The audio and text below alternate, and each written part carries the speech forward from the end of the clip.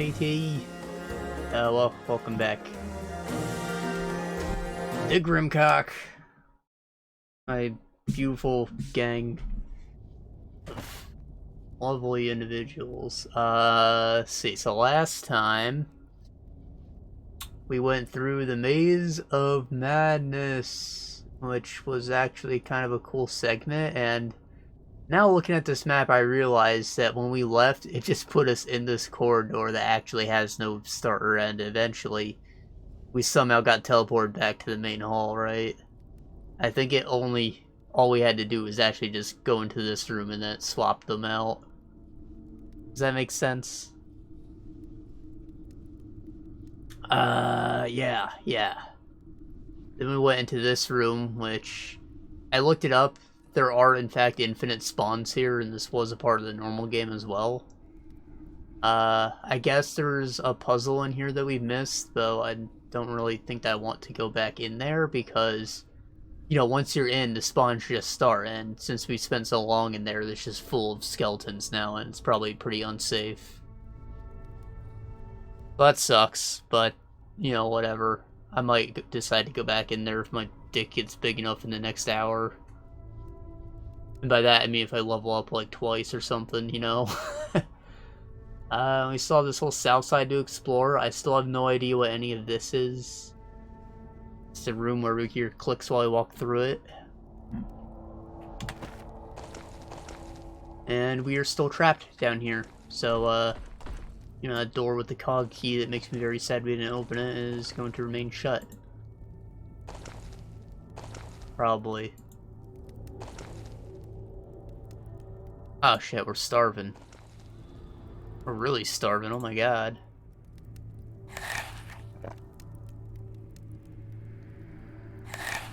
This red boy. You know how many... He's kinda starving. Take this mushroom, man.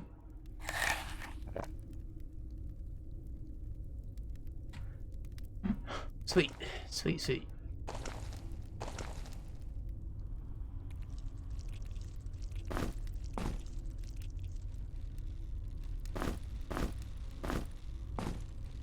Never mind. What's this? The Halls of Fire.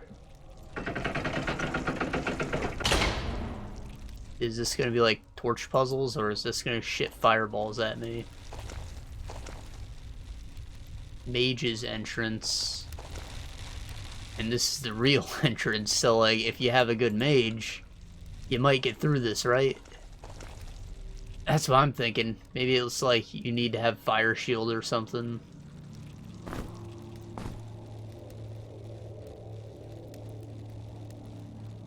Oh, let's try throwing shit. Woo!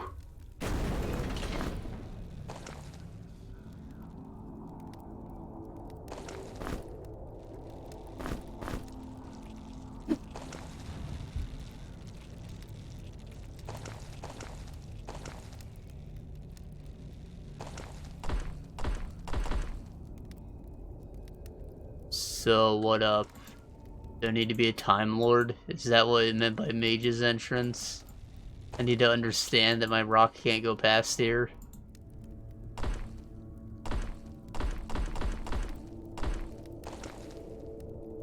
Shit.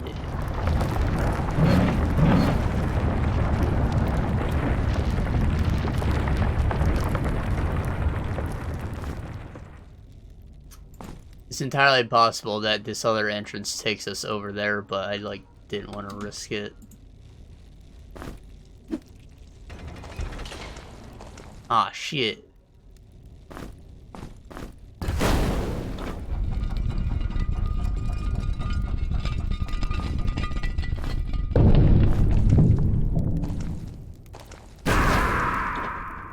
An order of operations thing. Gotcha.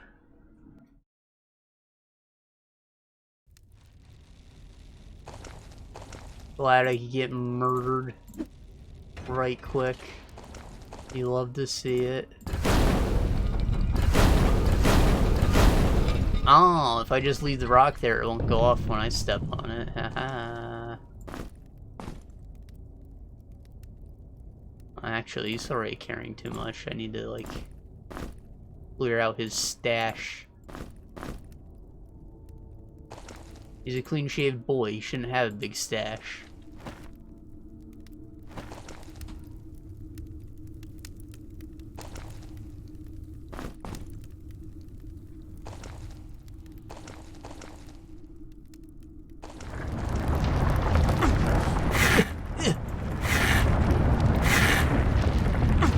Ah, shit. Ah, shit. Oh.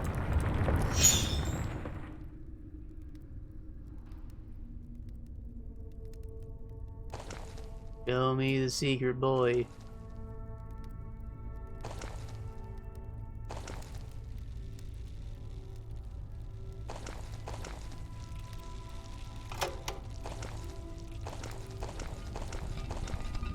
Speaking of being clean-shaven boys, you definitely noticed I shaved my head again. You know, definitely a lot less weird this time.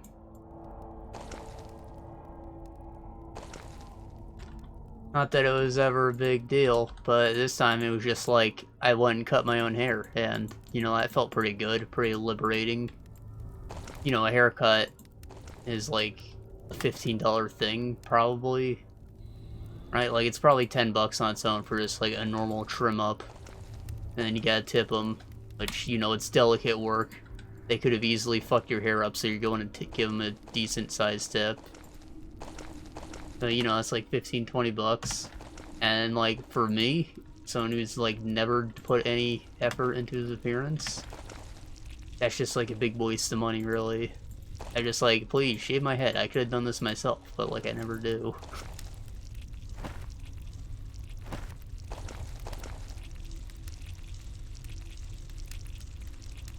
And admittedly, that still takes a little skill, because you can't really do it alone and have it look good. Unless you're going bald.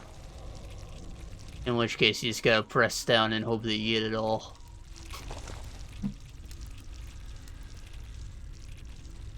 So, I see a fireman, but I hear slime.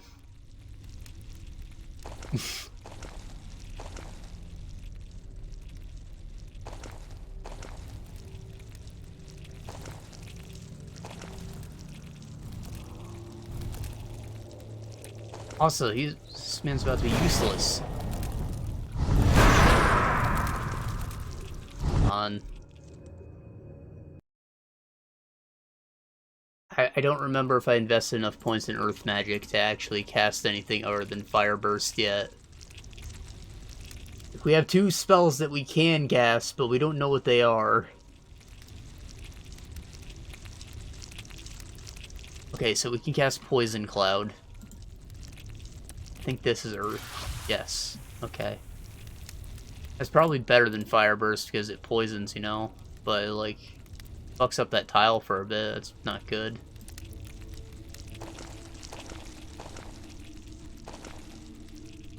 Hello, fireman, where you at?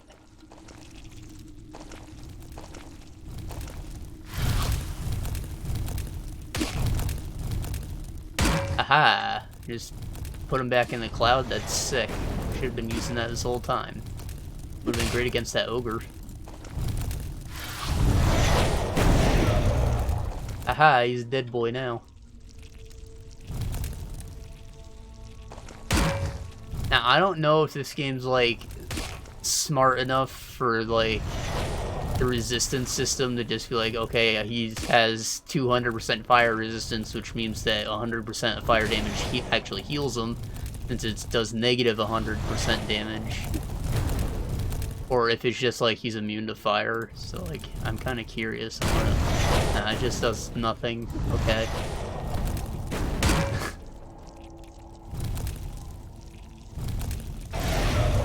It's not even, like, a smart feature to implement. You just don't put a cap on what your resistance system is, and it should do it naturally. I always thought was pretty cool. Like, if you play the undead guys in Divinity Original Sin 2, they start with 200% resistance. It's like 100% Just means you don't take any damage, and anything above that is healing.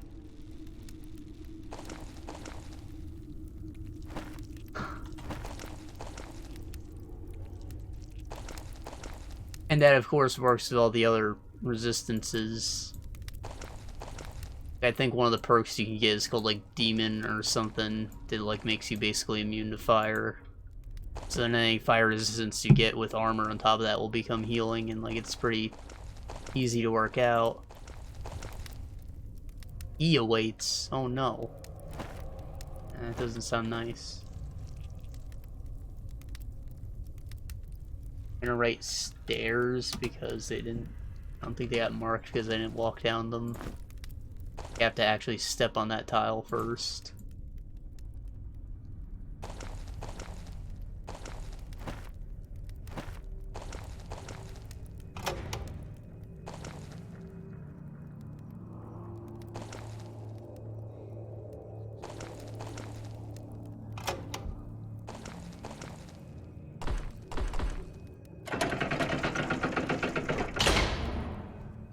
I'm spooked.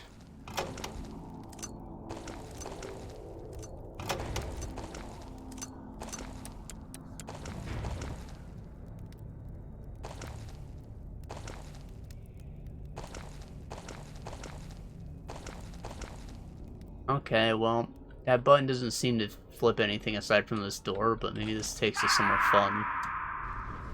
Oh shit, oh shit. Oh shit! That's what I meant by he.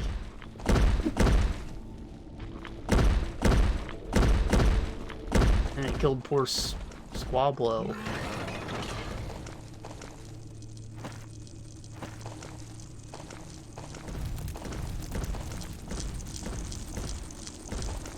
Like another food room to me.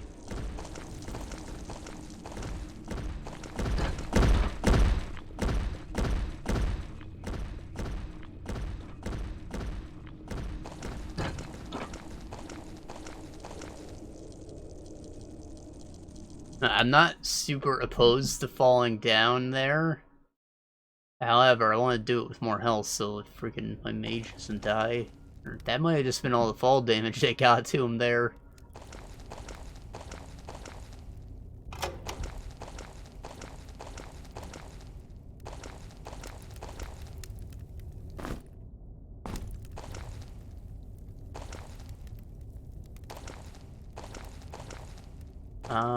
Where am I?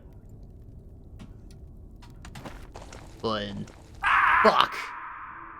Okay. I forgot we fell down 2 floors, not just the one.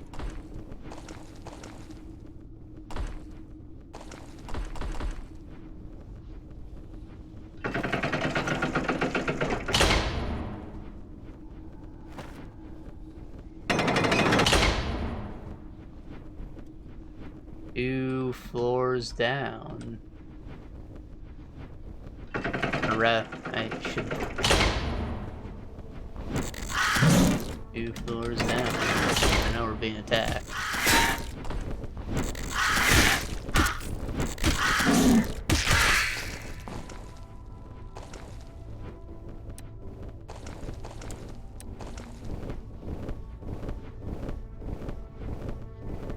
Y'all good? Was there like a pressure plate that these flying enemies somehow triggered? What's the deal?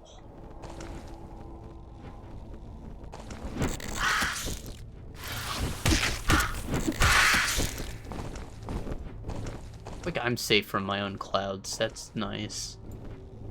Good to know I can vape and not hurt myself in any way.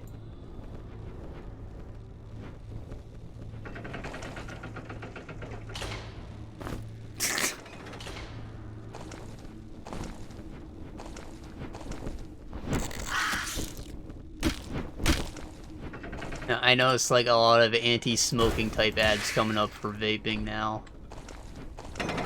And like obviously they're talking about the nicotine, right? Which is kind of a stupid thing to be vaping anyways, because as far as I know, it's like a lot less addictive when it's not mixed with tobacco. Like it's a chemical reaction that does that. So, like, if you're just weaning yourself off it, it's probably a good way to go, but you're also, like, taking a lot more, which is a bad thing, but...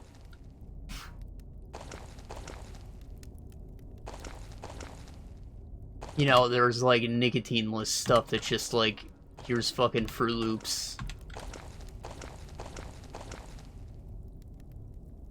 And that's fine, and it tastes good, but then there's, like, people that are like, you don't want that in your lungs either. Which you don't. But since it's water vapor, your lungs will naturally get rid of it. Like, a lot quicker than anything else you'd put in there. So it's really not that bad. You just gotta, you know, everything in moderation. Just like alcohol, it's technically poison. If you drink too much, you will die.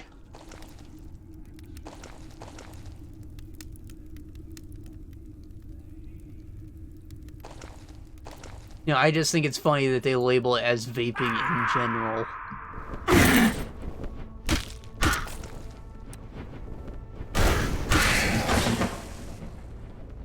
Rather than just, like, doing a complete anti-nicotine campaign or something. Fighting two separate battles about the same problem.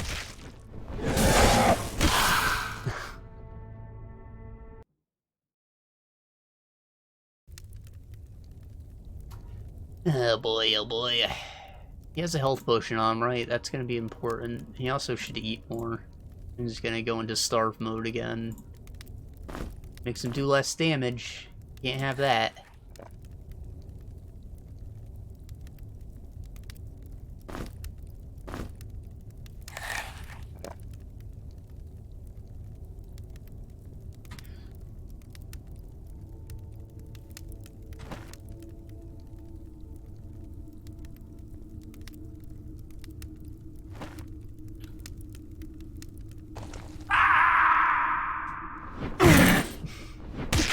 Ah, shit. Don't make me fight the big boy first. Damn it.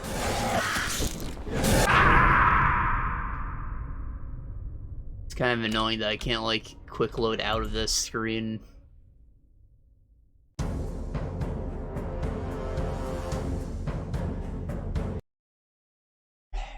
The first place that we fell down was a lot safer than this one, so I should really just, like, stop being an idiot, you know?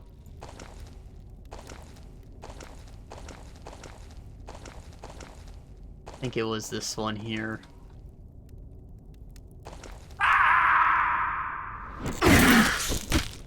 It doesn't seem like there's anything else, like, in that room. Maybe pushing that button lets me on over to the other side, but it doesn't look like anything is getting done yet. I just want to explore these under areas. Maybe there's something important.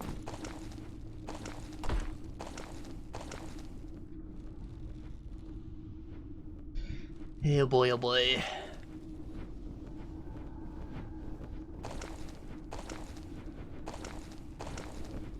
I know this door opens, why don't you come fight me?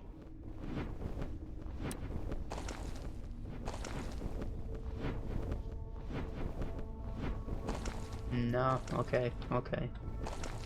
Keep it chill, as long as I don't get ambushed from behind, we're good. Let's get some space. Pretty sure I saved down here, right? Sure did. Bet your tush.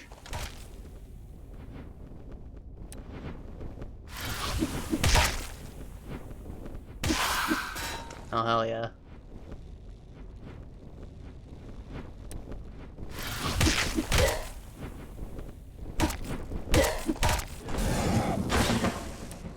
What do you mean I still got hit by that?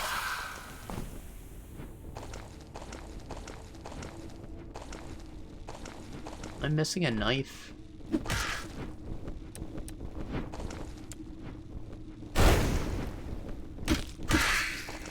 Oh, there's my knife. Oh, that wasn't my knife at all. Where's my knife? I know I have 6.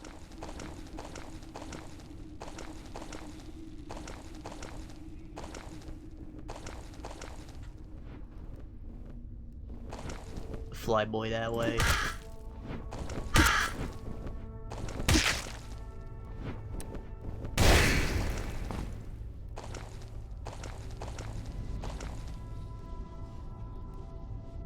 Deep pits, collect things. I think it's definitely just telling me that it's worth it to go down there.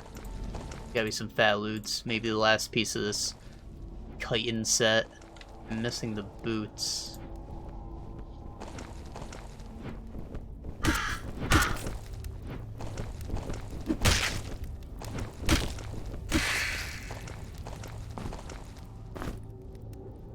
Scroll. What's it say? Above us, where the sun rises, they fall.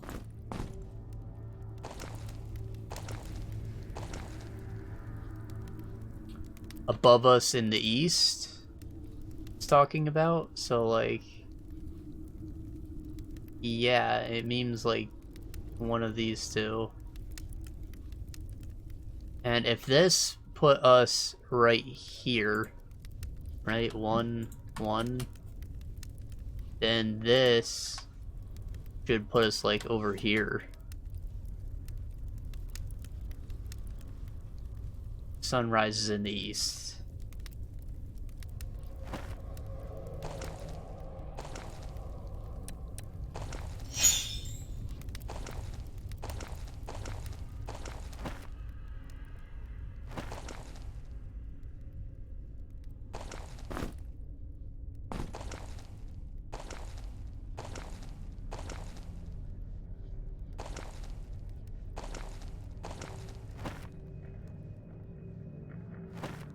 Now, I suppose that's a decent enough trick for trying to orient yourself, but, like, knowing east and west doesn't exactly tell you which way is north and south.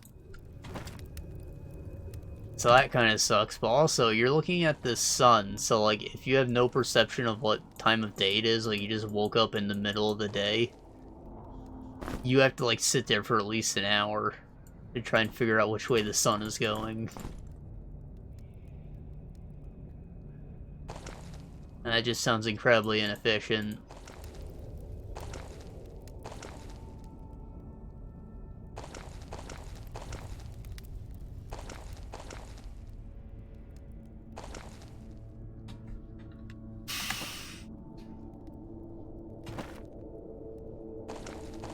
The moss thing kind of works, though. I don't remember which it is, whether it wants to spend as much time facing the sun or away from it. I think it's probably facing, since it's green. You know, photosynthesis and such. So I think that one always points in the direction where it, like, it would point east.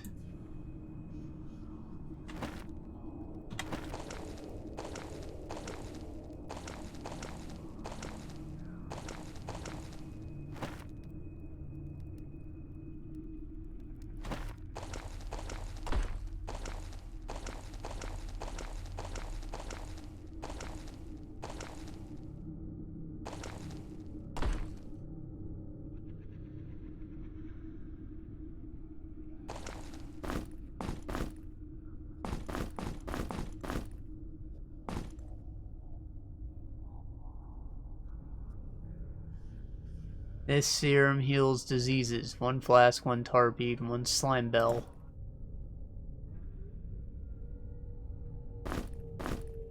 We never actually figured out what this one was, did we? Brimcap, witch flower.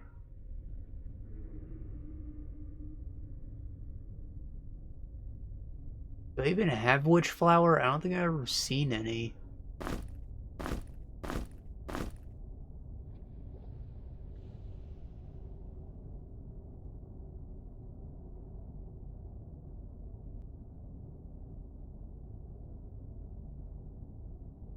Used for treating diarrhea and indigestion. Witches of the North use them in dark rituals. So, blood drop blossom is probably the witch flower.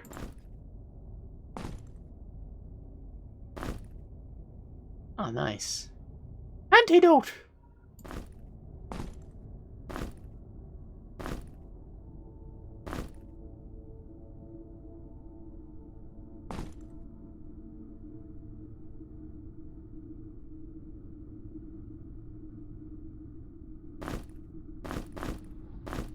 all just carrying too much shit.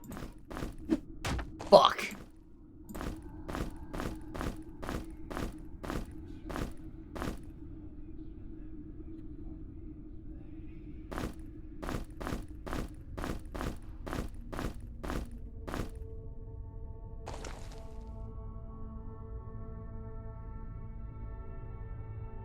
Why am I holding this still? I thought about giving it to Axel once, right? But like it's confirmed a dagger. Like my punchies don't actually work with it, so like junk.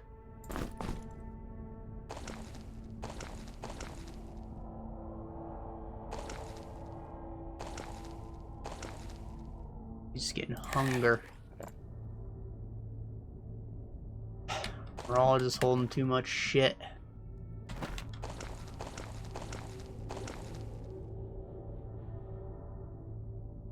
No, there's actually a room on the other side of this, and it looks like there's a portal there too. There's probably a way to open this door. If it's not a door. Secret door.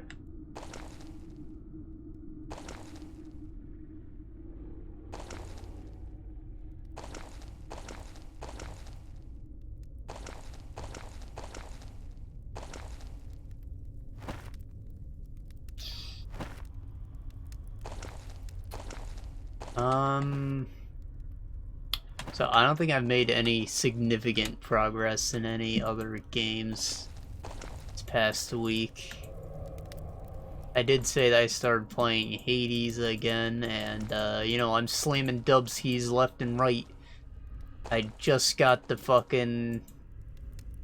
first reward for the punishment pact for doing the 8 punishments.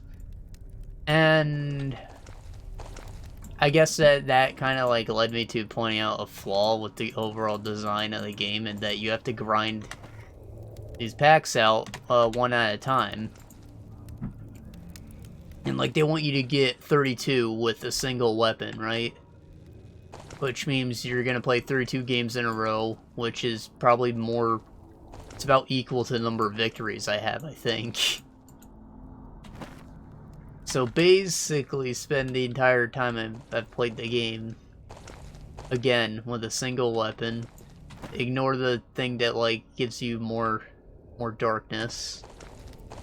Which is what I usually just go with. I go, whichever one's gonna help me farm out the other rewards quicker.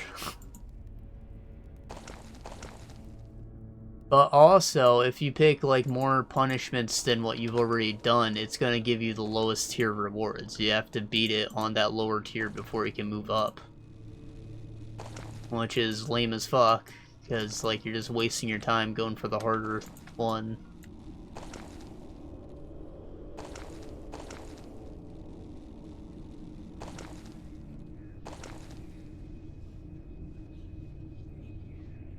So considering how actually useless the reward was, I'm not too compelled to grind my way to all of them.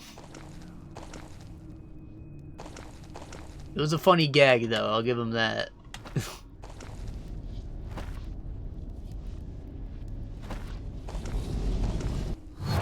It doesn't seem like there's anything down there. I probably have to fall from a specific spot.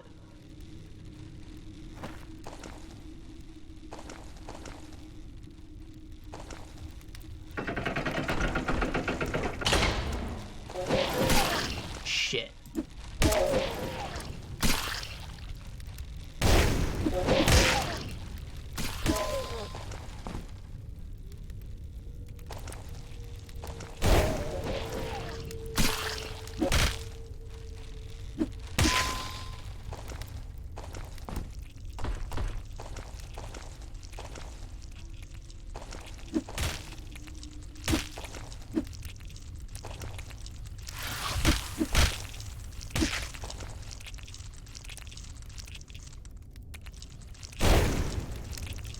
Take a direction, you son of a bitch.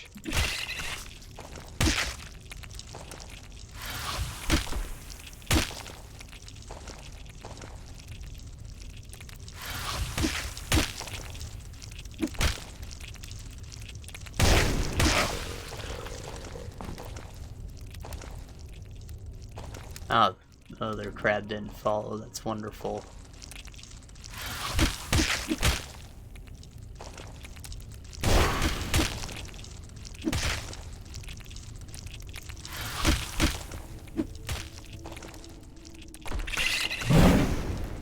Did I just hit myself?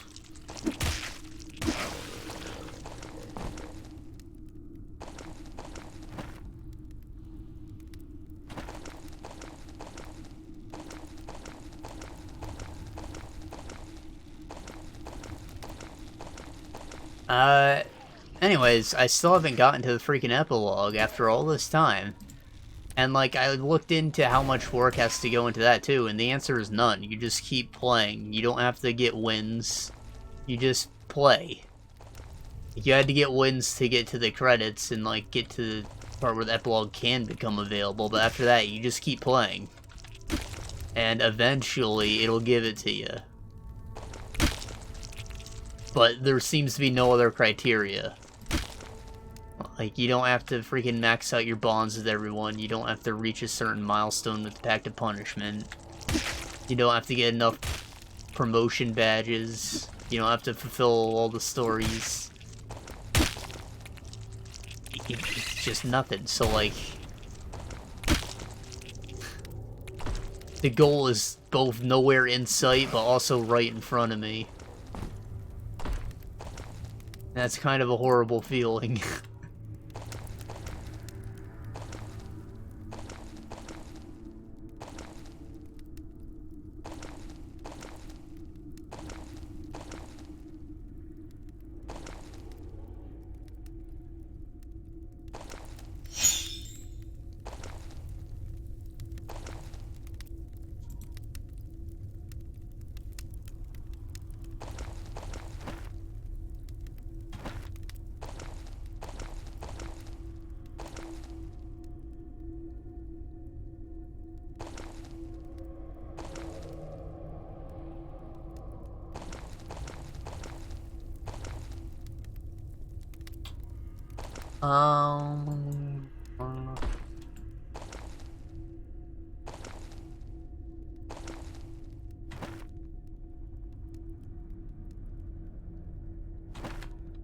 Alright, this looks sus.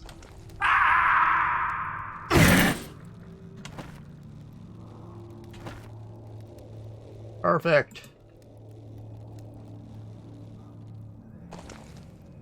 Not a bad place to fall, since it just puts you on the other side of this door, which would be a pretty safe place to fight the Fly Boys. You got a bracelet, that's pretty cool, right? Well, what is it?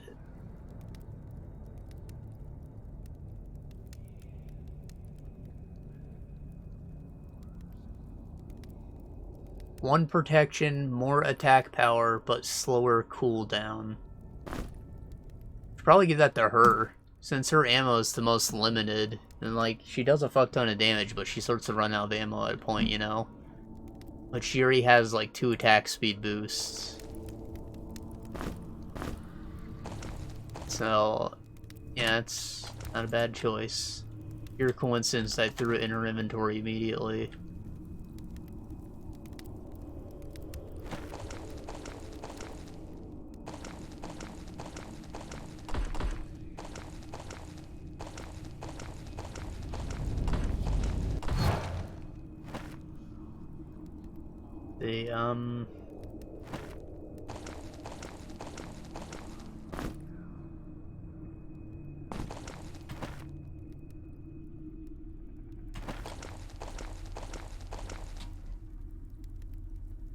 See, so in the event that I had somehow managed to get a long-time fan, and by that I mean you watched Dragon Age Origins, which we were playing before this, you probably noticed I haven't talked about Dragon Quest Builders 2 in a little bit.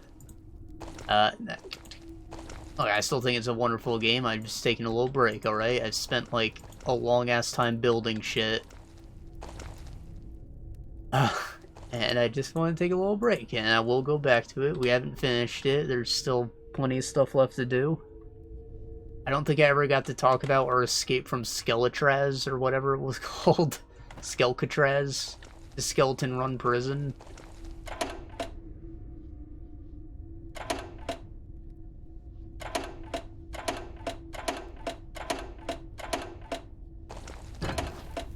Oh shit.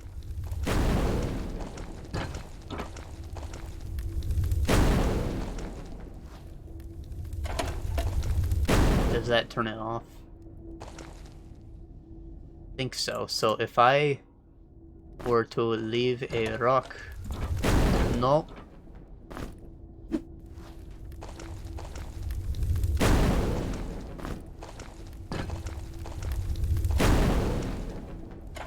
A rock.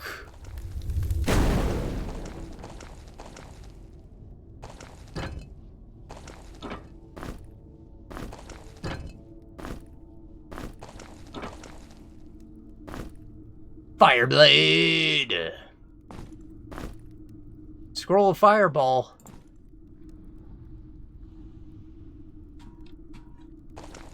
I'm so happy I can finally do a fireball, because I probably unlocked that a long time ago. Are you fucking with me? You son of a bitch!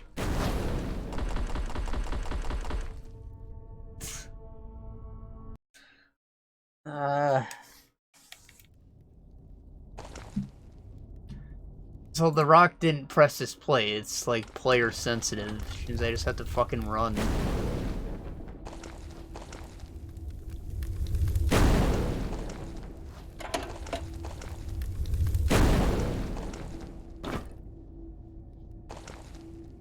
For whatever reason, it didn't trigger the first time. Whatever. We got what we needed, I guess. There might be another secret to that. But I don't want to figure it out.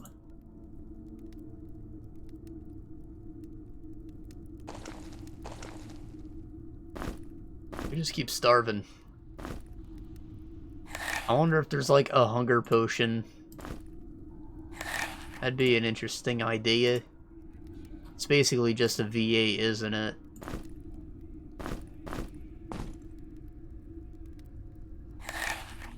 Alright, scroll of Fireball. Gain 1 strength. So, fire, air, and missile. I think that's what that means, because in the enchant arrow, we also use missile.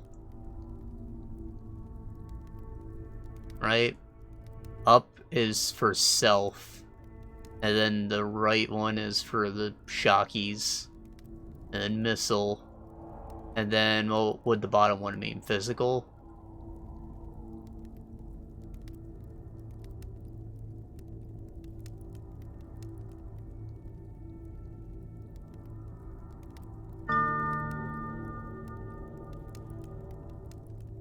Okay, so now if we go up, up, up.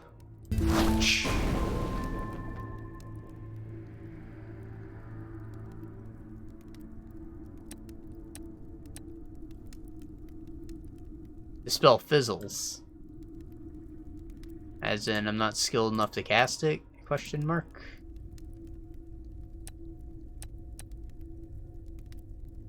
Whatever. We'll pre-warm that.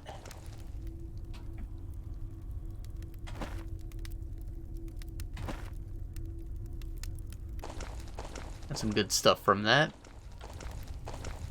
We still haven't fallen down that hole to the east though, right? Also not a healing crystal on this floor. Not yet anyways, so I'm probably gonna have to drink a potion to survive the fall.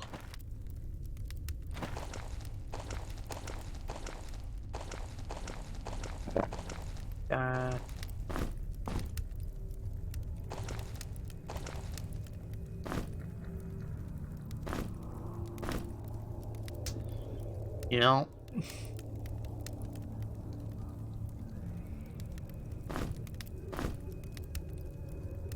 first off, I want to see if, like, a bad combination is,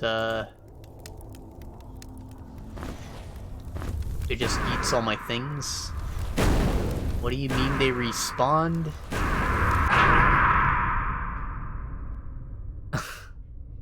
It looks like we just don't get to hit craft if it's a bad combo.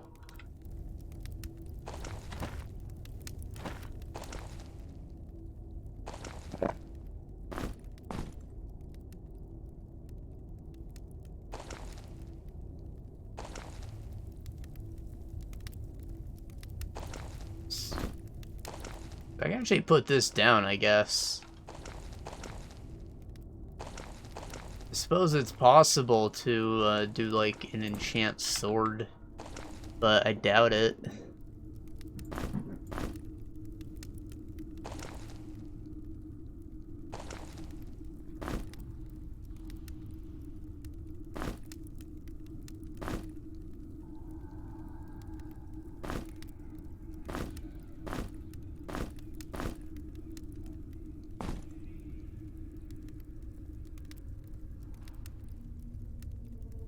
Well, now I don't have an empty flask to experiment with. I should have thought that through.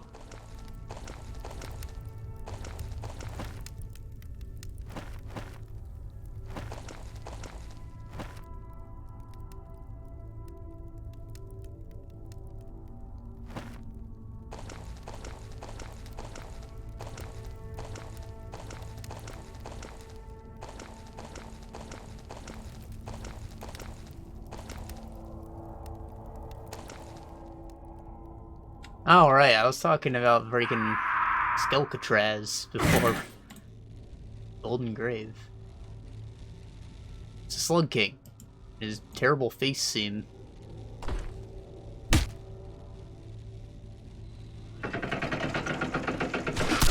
You son of a bitch!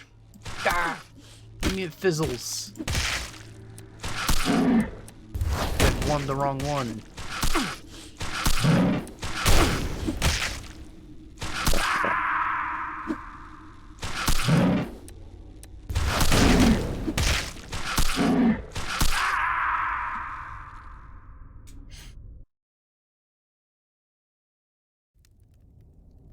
I wasn't expecting that. He normally just teleports away, you know?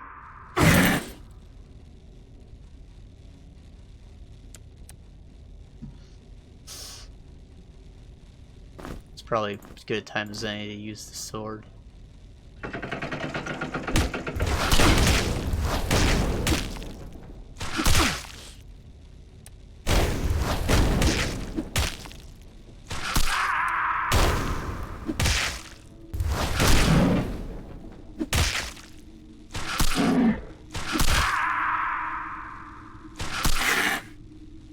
Silenced him.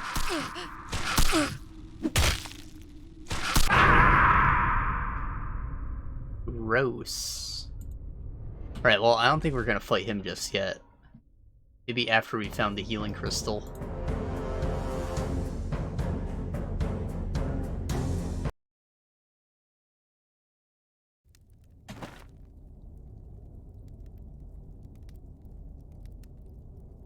Slug King.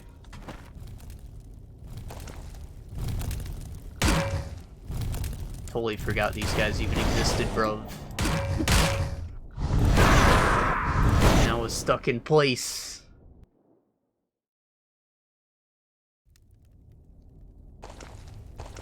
I keep getting sidetracked. Skelcatraz. So I believe I mentioned how, like, that part just came out of nowhere. I was kind of in the middle of building the big project after returning from the last act.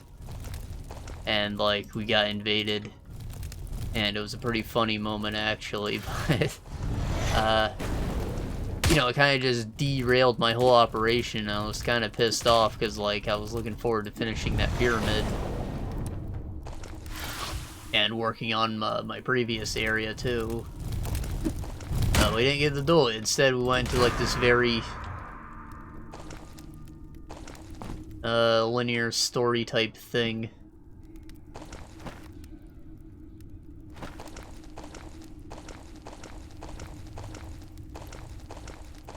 And it was pretty long, and you just, like, they take away all your shit, including your hammer, so you weren't able to destroy or build anything.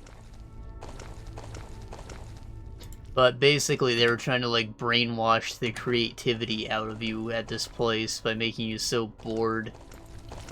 Which really only had the opposite effect. I just wanted to get back out there and start building. But they also, like,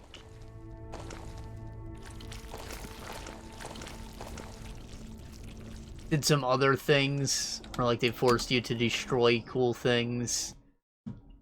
I remember one of the first events they did was first they had you like, plant some stuff, which planting is a form of building, apparently, so, like, that's supposed to be a no-no, but that there's a reason for it, because you come back in, like, a week, and they hand you a torch, and they tell you to burn them all. And I didn't even know you could set haystacks on fire, but apparently you can, so that was a pretty cool moment. It's like, I forgot that I even planted them at that point, and then they just come back, and we have to destroy them. It's kind of hilarious. But the whole point of going to Skeletraz was to get a new tool that lets you tame monsters. Which you, of course, get to see a few new uses of. Since you're missing your hammer, one of the guys you obtain is like a whack-a-mole type guy. And he can smash walls for you up to a certain level. I imagine a higher level whack-a-mole. There's my other knife. Would be able to smash tougher walls, but this one is only just like soft dirt and stuff. Which is what I needed him for. So he's like the main thing that helps you get out of the prison, but you also tame a slime, which is a mount, unless you jump really high. So that was a pretty cool new feature. And a very useful exploration tool. You pair that with your glider, you jump really high and jump off, and then, you know, you're a flyboy. Pretty cool.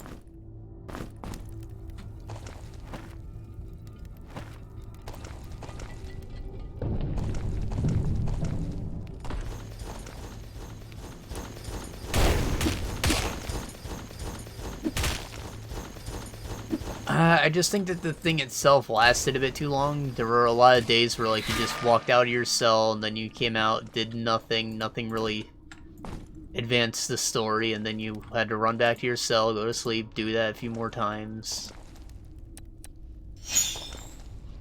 And, like, obviously a couple of those empty days need to be there to, like, for pacing purposes.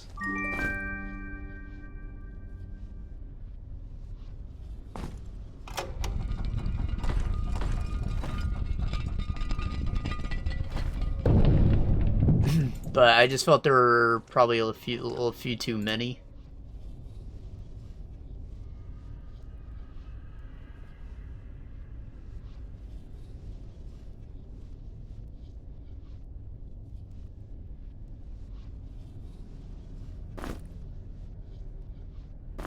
And why not? He's a fur boy, he must resist cold, right? It only makes sense.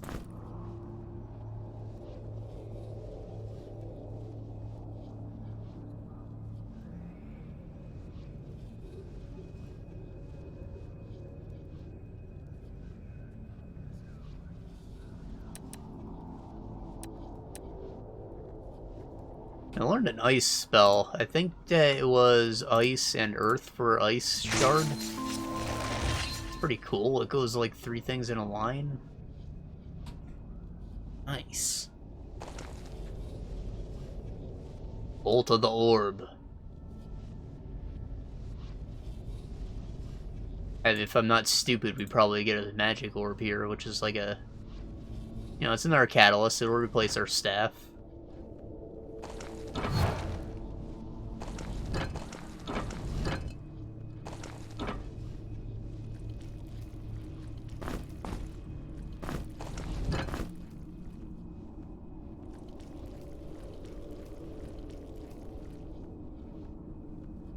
What if I throw a rock?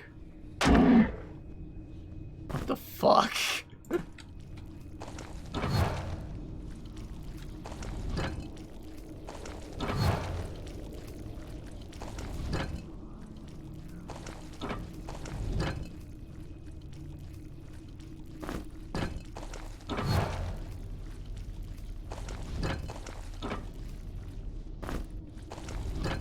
I thought the rock didn't work the first time, but it did.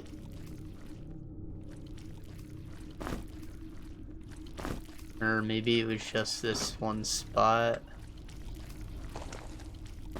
Got both my rocks back.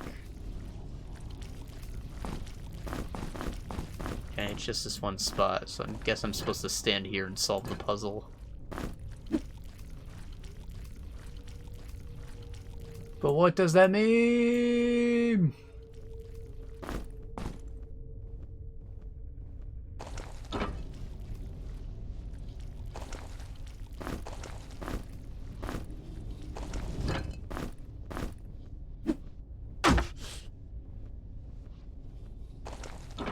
Too funny.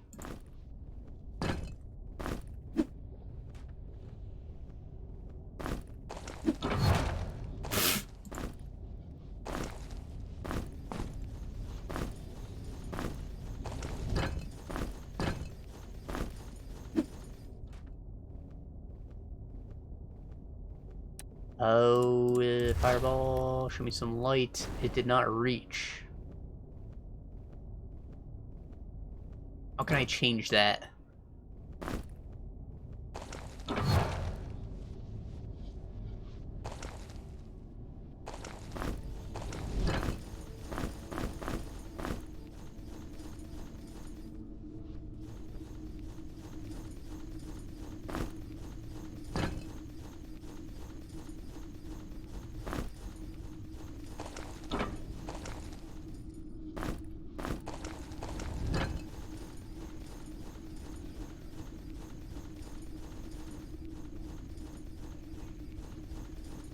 Right, I don't think I have much else to say about Sequencis. It just kind of overstayed its welcome.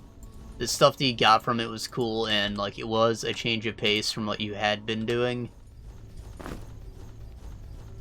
But, yeah, I think it was definitely one of the lesser acts, and I'm still kind of annoyed that it took me out of what I was doing before. Once I came back, though, more tasks were unlocked. We were introduced to more new mechanics before even going into the next act, which I have not actually started yet. So, like, now I have shops that I can sell shit to the villagers and probably multiplayer people as well. Is neat. And I got unlocked some new islands to get more types of infinite resources. Some new animals were brought over.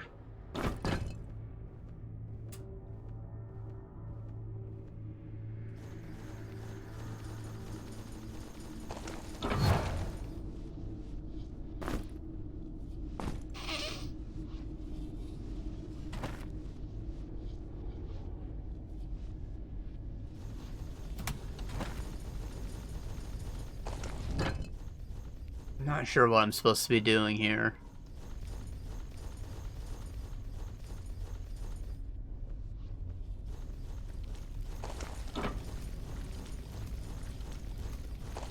What happens when I throw this?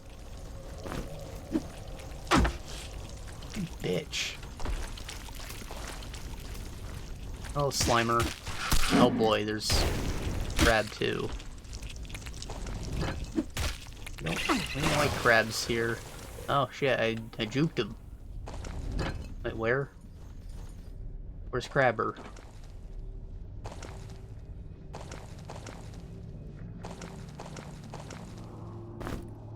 Eh, whatever, I don't care.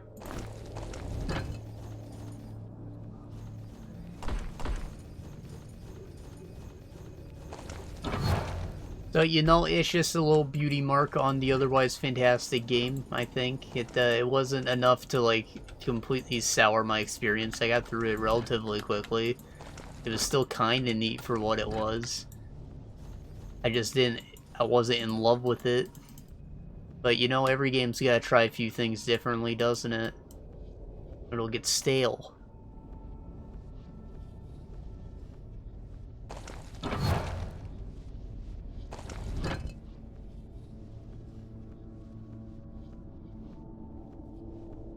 You know, after coming back from that, doing a bunch of building, like, a lot of building, like, several days of building, Jesus Christ, I spent so much time doing it, because, like, I had actually built personalized homes for everyone, finally.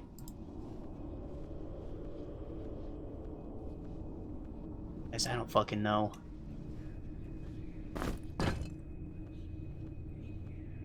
It, like, doesn't want to hold down this spot unless I need multiple rocks.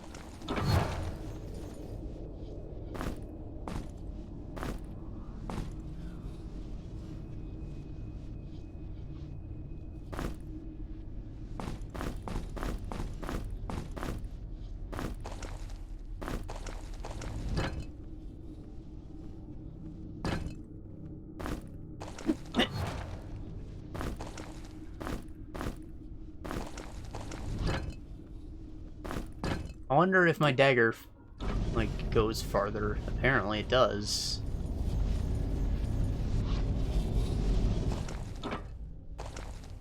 So that reversed the roll. Who knew that the dagger flew better than the rock? I sure as hell didn't.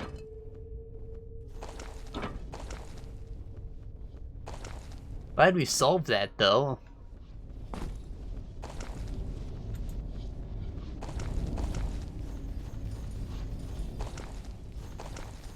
Anyways, after all that building, I decided to take a little break from it.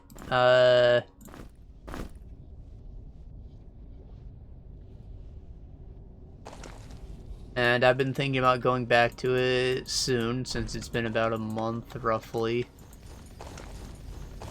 I just want to, like, finish one more game before that, I guess, since this one's taking such a long time. I did say I was going to try and focus on Yakuza 7, and I am trying to focus on Yakuza 7. Yakuza. I'm still not really sure how it's pronounced. I got the orb! The orb of radiance. That sounds like this light. Pretty cool. Energy plus 15, willpower plus 2. Smooth orb that radiates shimmering blue light. A tingling sensation passes through your body when... Oh, Slime Boi.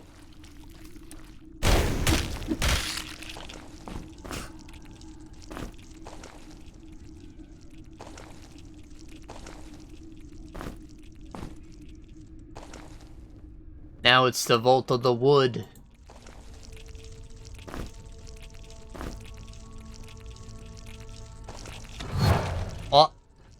Oh, hey, it's Crab Boy. I didn't know you were still around, Crab Boy.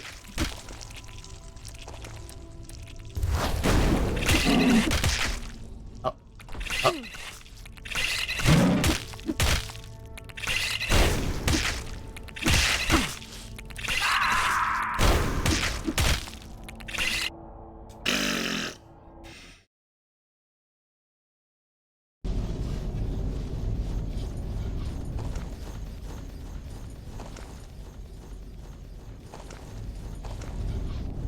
So either Crab Boy came through a portal or a secret door opened up that I didn't see.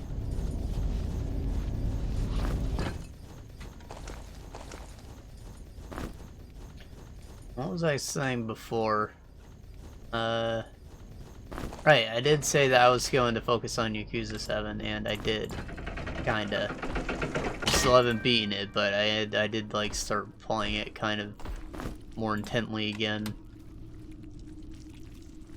The grind at this point has gotten kind of slow, and we're at like a 50-hour mark-ish, I think. And like, for a game with a job system, the jobs themselves are leveling up like very slow.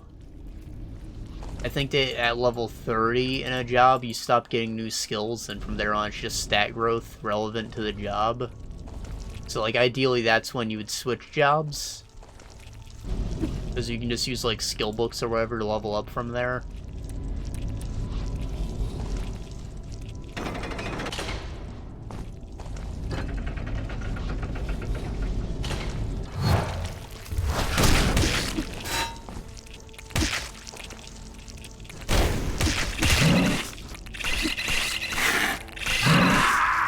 God damn it.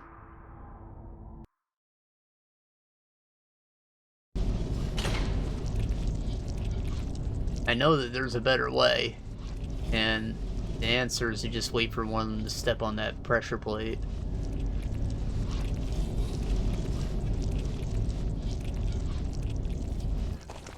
Go, go, go!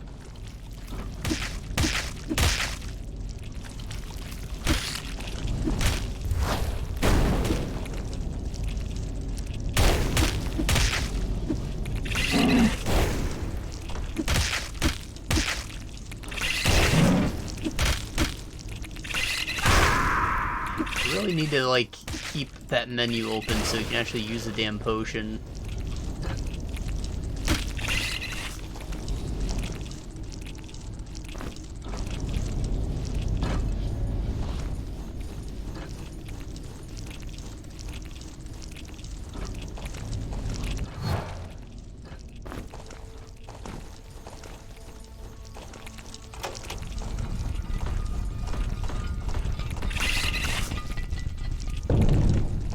That's what I need to do.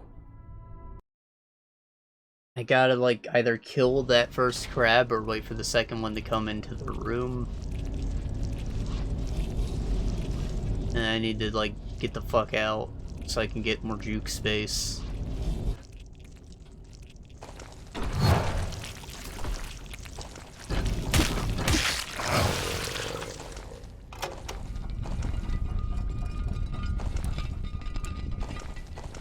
Alright, I think that we're safe.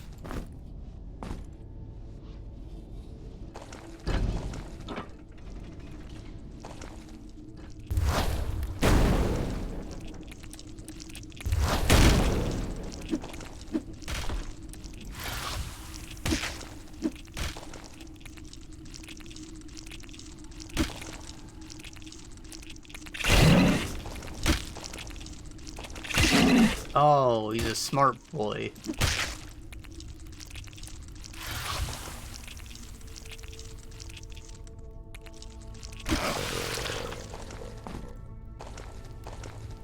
Seems like fire does more damage to him than poison.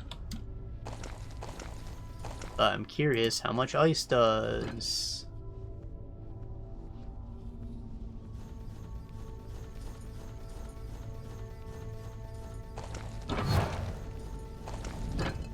Want that food.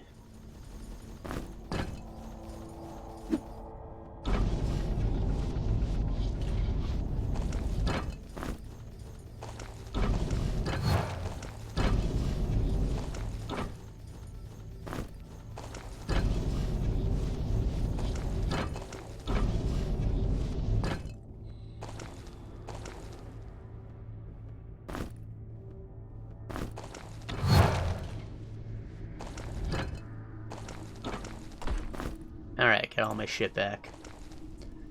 Excellent.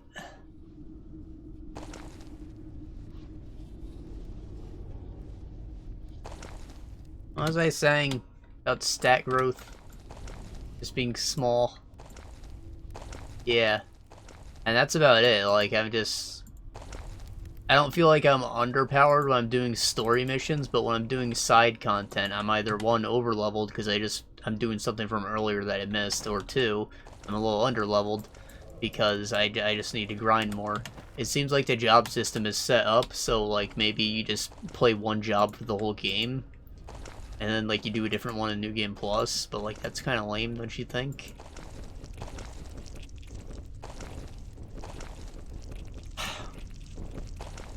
However, the side content's still pretty great. I actually found the arcades finally, and like there's a full version of Virtual Fighter 3 question mark and 6 question mark that you can play. That's pretty cool.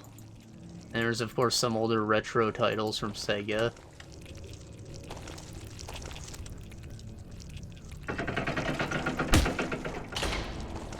Those of you who don't know, I'm actually pretty good at Super Hang-On and Outrun.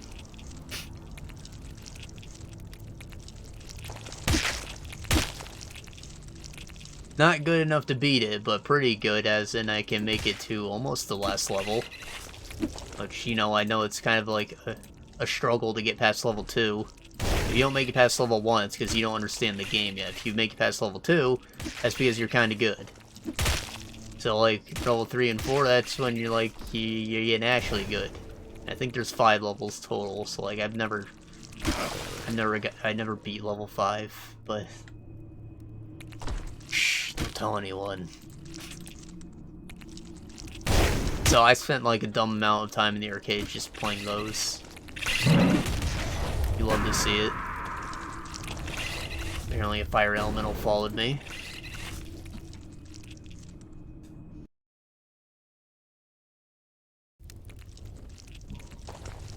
Probably take care of them before I unleash the crabs.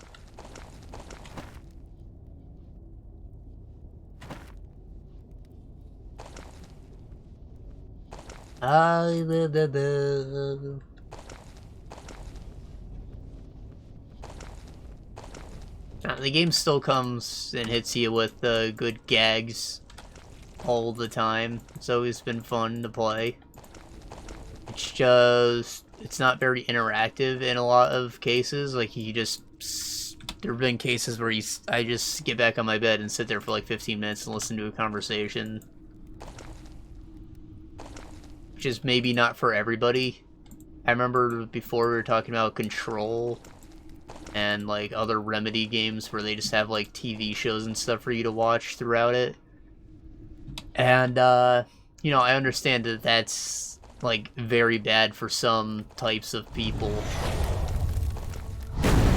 Like my brother, he really wanted to like Quantum Break, for example.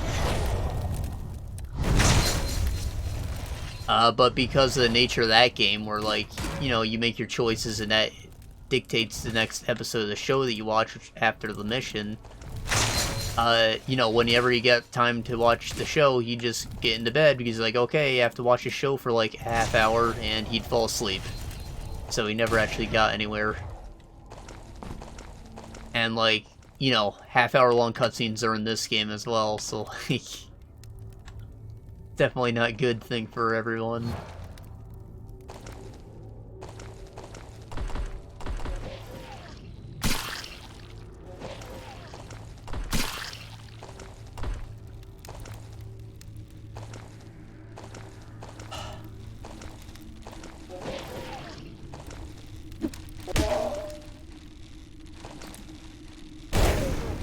That said, I try not to fall asleep during those things. Sometimes I'm playing them too late, and like, you know, I tell myself that because I don't want to like have to undo my progress so I can go watch a fucking cutscene that was too long again. But you know, if I'm playing late, I just might not play it.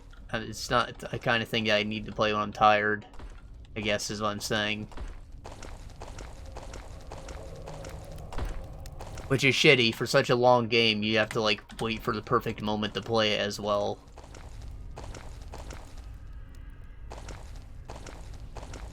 But, geez, I just keep going on tangents. I'm trying to say this story just keeps getting better, alright? The cutscenes are progressively getting longer, I feel, but we are in, like, full fucking Insanityville, finally, I think. I haven't played most of the games, I don't think, but, like, now, we're, like, fighting the fucking governor of Tokyo.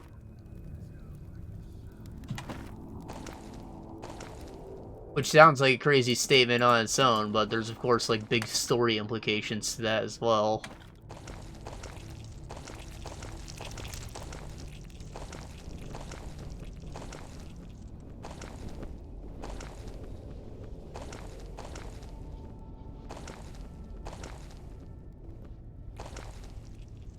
And you know, that would be like crazy enough if it was like the Yakuza fighting the government, right? That's just like kind of a big deal, but it's not unfeasible for a big organization to go against them.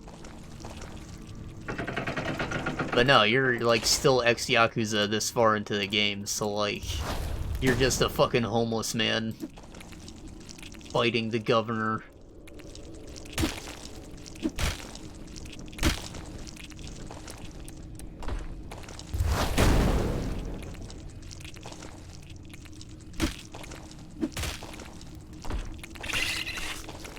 I'm also like low-key not homeless anymore because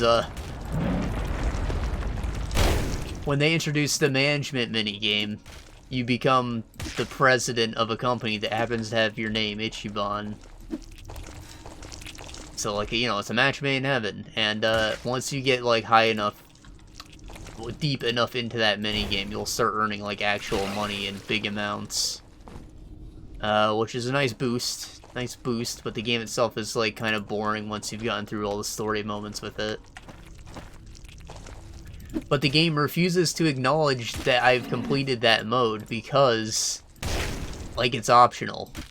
So the companion that you get from it, Eri, she like doesn't show up in any of the cutscenes beyond the one where you meet her, which is pretty lame. But also, like, you're a poor man, despite the fact that I have made over, like, 2 million at some point in time.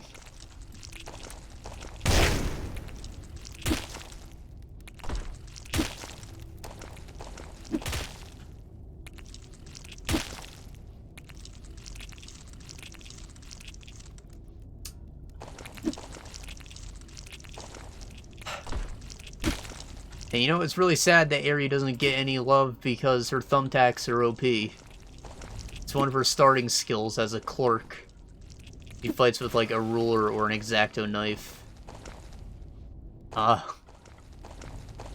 she just like throws a handful of thumbtacks at the enemies, and this is an AoE attack, so like, if you happen to find them that are bunched up, just like auto kills the whole fucking group. She doesn't have a ton of mana, so you can't like spam it, but like, it's pretty good nonetheless. And the range on the AoE is like so fucking huge.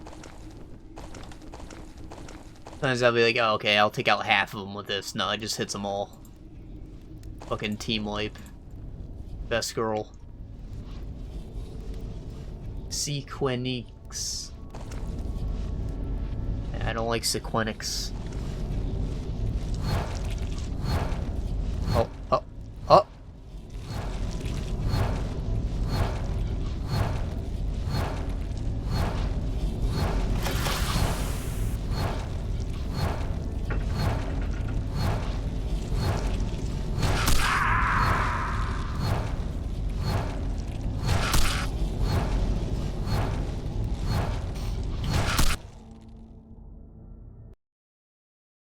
Did anyone else just have, like, micro-epilepsy? I couldn't tell what the hell was happening.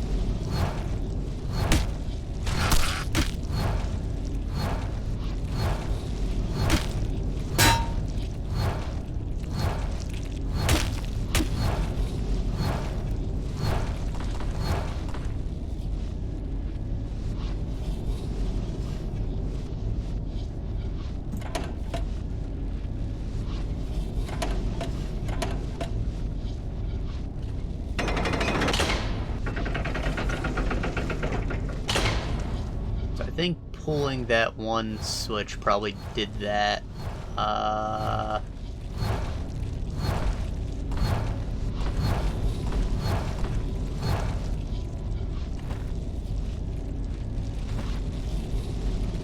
That hidden button that wasn't very hidden seemed to just be a poison trap to like make going through that thing in sequence kind of shit. You hate to see that. Probably drink that.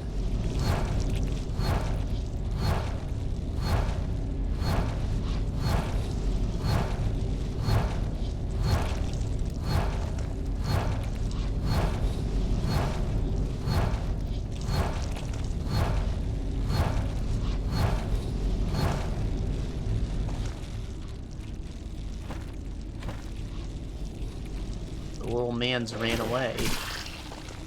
I'm doing reduced damage because we're starving. It sucks.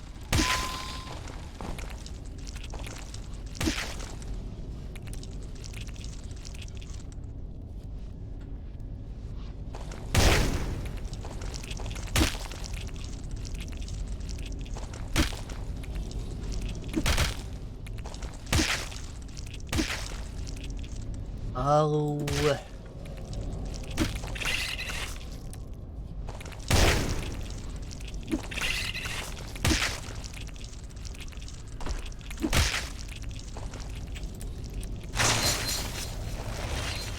You know, for only 3 points in ice magic, that still does quite a lot of damage.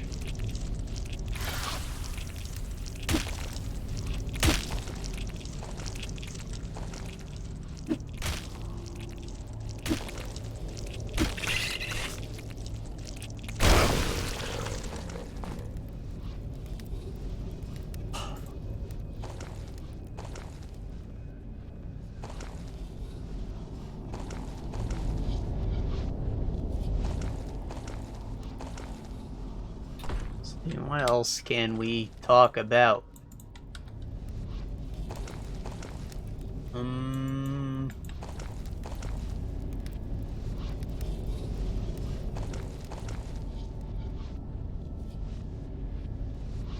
see.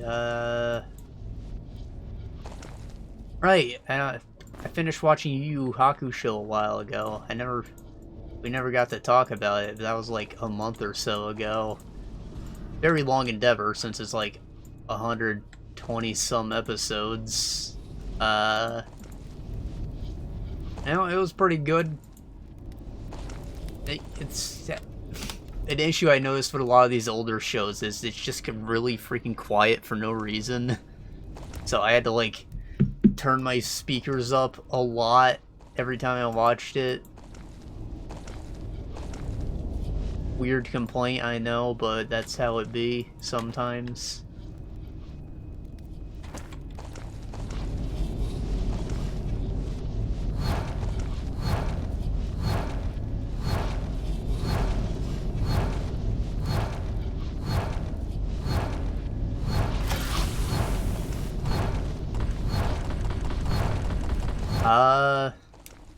See, so the show starts out just kind of alright, I suppose.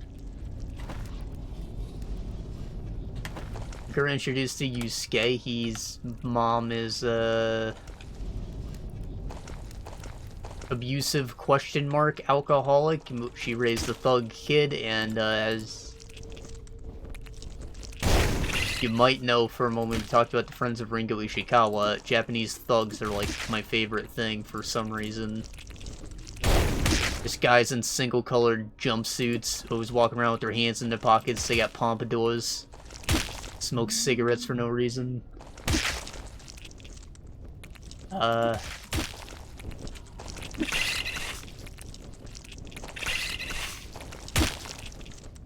You know, they're mini Yakuza, pretty much. Anyways, Yusuke is that guy.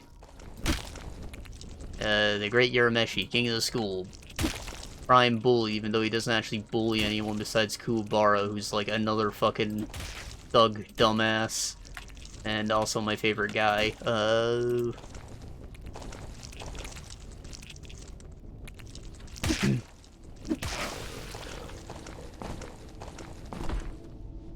That's how I lost the knife. The second one went through the guy I killed. Okay.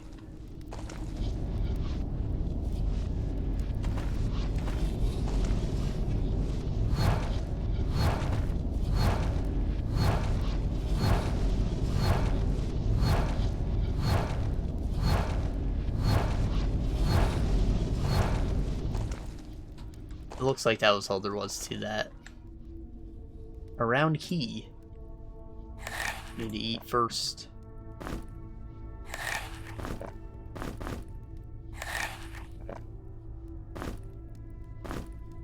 Ooh.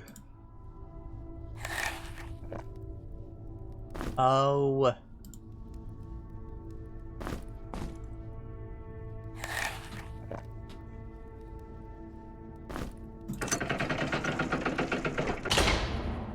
So, yeah, your first episode just like, this guy's kind of a scumbag, his fucking childhood girlfriend thing, not actually, but yes, actually.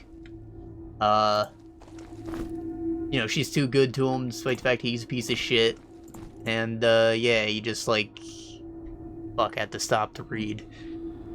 It seems years since I traveled to Northampton and stood at court and audience of the king, answering his call for a party to send into the maw at the top of Mount Grimrock and learn its secrets. 3 days have passed in a wretched place, and I am no closer to learning the truth or purpose of that it was back in Arifai. At last, while buried in manuscripts in my private library at home, I had the choice to simply walk a few paces at the door and re-enter society at large. Here I am, more apart than I have ever imagined. I miss the company of great men, insults of good books, loving embrace and dear wife, even the young musing's faithful squire, Drath Pursuivant, and I hope he fares well.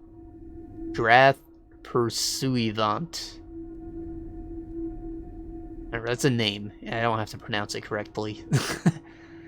Perhaps I take advantage of this extraordinary Solitude to draw nearer to my God and my salvation.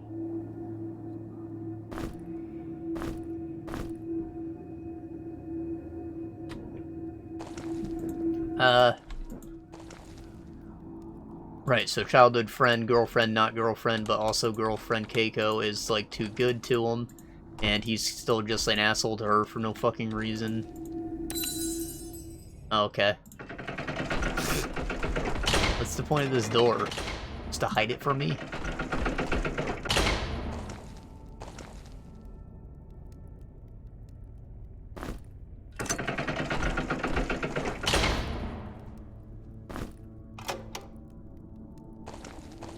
So, like, you hate to see it, but then you finally see that, like, a kid is playing ball in the street and he gets hit by Buskun. And he doesn't get isekai'd, he just fucking dies and his soul gets knocked out of his body.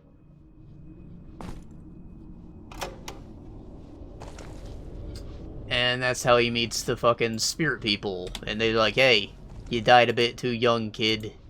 You can have a second chance if you become a spirit detective. And I was like, oh, I like detective stuff. But that's not really what he became. He's just kind of a dumbass who hits shit. Like, he doesn't do any actual detectiving, which is a little bit of a disappointment at first. Which is why the show started out as alright. Eventually, they kind of just, like, ditched that whole concept. You're like, yeah, this is just a show about fighting shit. He's not a detective anymore, guys. It's cool.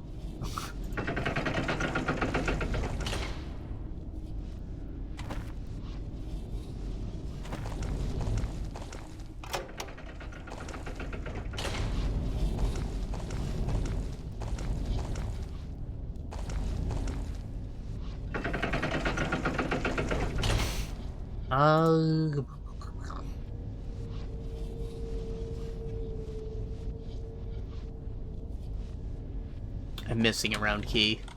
It's probably from that fire hall or whatever that I didn't finish. Alright, real exit. And over here is like stairs, yeah. Is up.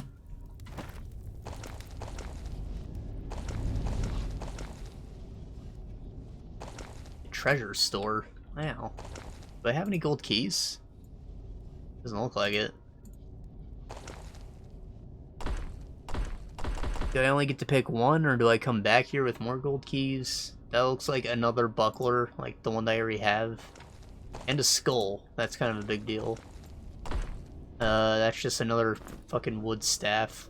Nothing. I think it's the same wood staff anyways. It's got a different shape. It's probably a little better. And there's alchemy stuff. Alright. Well, I don't have any gold keys yet, Mr. Whatever the fuck you guys are. But I'll be back.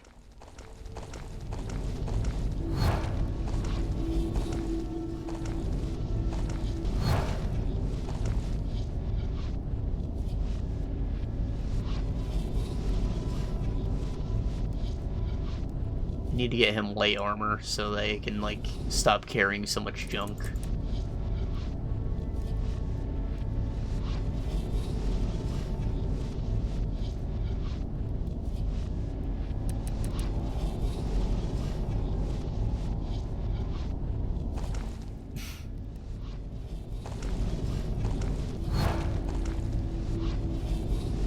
Right, so Spirit World people he meets. One of them is the Grim Reaper, who's like a blue-haired girl in a kimono, and she's just like a dumbass. And she's kind of an inconsequential character. I'm sure there's probably some fucking writing nerd who has more to say about her. I felt like she could have been like gone. Didn't matter. And then there's Koenma and his sidekick Ogre, who's just an ogre. They do a ton of paperwork, and he gives out the missions. He's a baby man.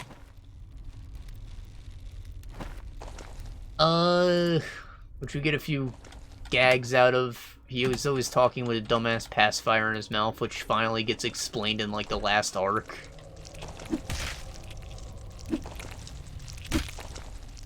But, like, he appears in an older form earlier than that, and he's still got the fucking pacifier in his mouth, and it just looks weird. Because he knows that everyone else is gonna make fun of him for being a baby man. So he, like, he makes an older body for himself at some point.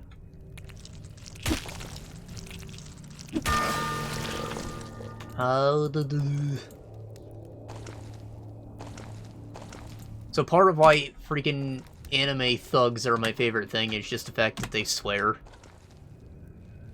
Swearing is not at all common in television in general. But then, like, when cartoon characters are doing it, it's even funnier.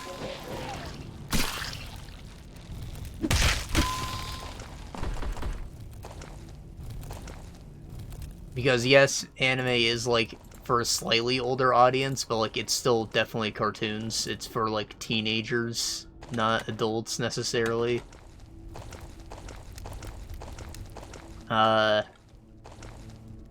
But yeah, the dub of this is great because you get to hear your freaking cartoon characters calling each other retarded and bitch.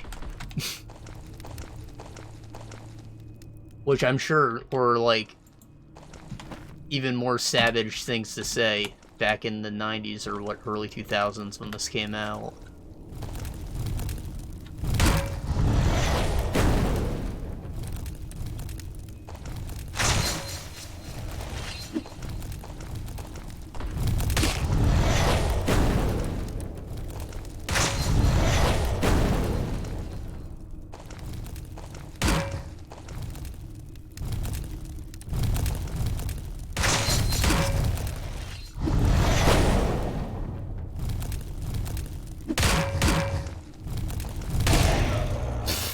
Another wonderful show with that is Ahiru no Sora, the basketball one. Like, the whole team is just made of degenerates. I actually really like that, despite not being a sportsman.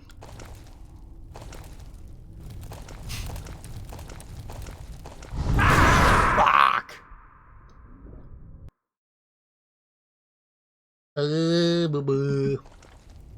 So the show itself, it doesn't have much of a story, I don't think. Like, I remember mentioning before that it basically invented the formula for what your shonen battle show is.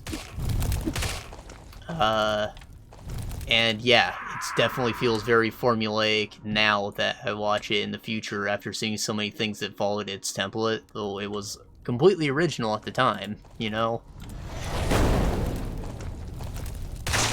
So it's just like, here are 3 villains of the week, and now here's your next 3 villains of the week, and now we're doing a tournament arc, and now we're doing another tournament arc, and here's the real big bad guy, followed by another tournament arc. Stuff like that just keeps happening. They get stronger, get new powers, which happens at a pretty fast rate, actually. Like, there are a lot of shows where the guys just don't get new powers for a long-ass time. Or they just kind of win by dumbass luck constantly. What can I do, Ichigo?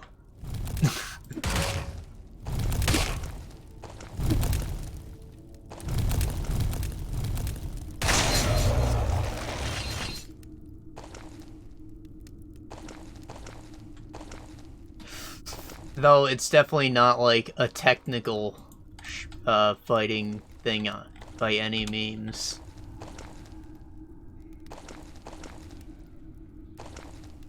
Like, you know how in Dragon Ball they use the fucking power levels, but like they're absolutely meaningless. Theoretically, a guy with a power over 9,000, just a single punch from him will shatter your whole fucking world. But it just doesn't happen. It just randomly decides when someone's attack was strong enough to actually end the fight, despite it being like a fucking devastating nuke.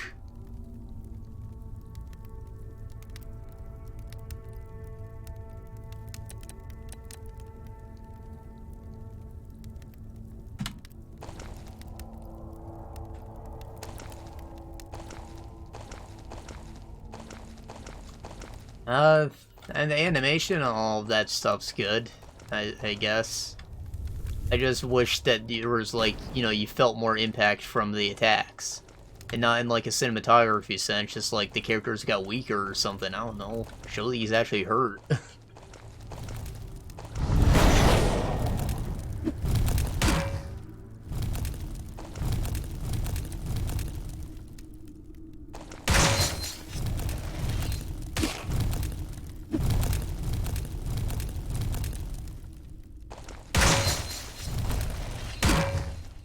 And, like, it's not that that doesn't happen. During, like, the tournament arcs, their injuries will carry over between the fights. But, like, it doesn't really matter too much in the moment. Which I guess can just be, like, waved off as adrenaline, but whatever.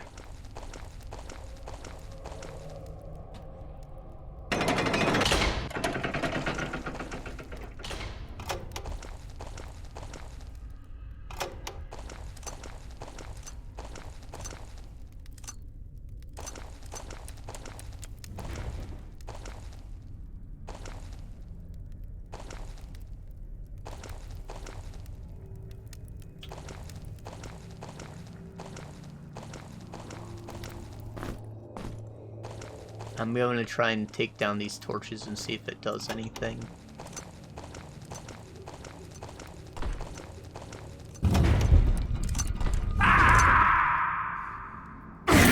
Son of a bitch.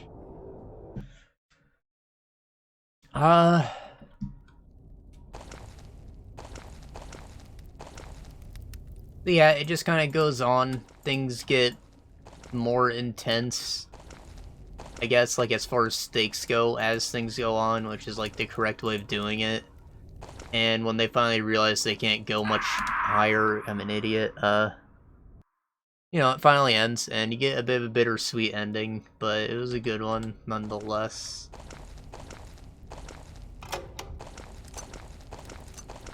Son of a bitch. It's really hard to talk about shows without, like, ruining too many details, isn't it? I guess my overall impression is that, I guess it was not worth going back to watch, necessarily. And that, like, it's too generic. You've seen most of what it's done in other forms now. Even though it was original at its time.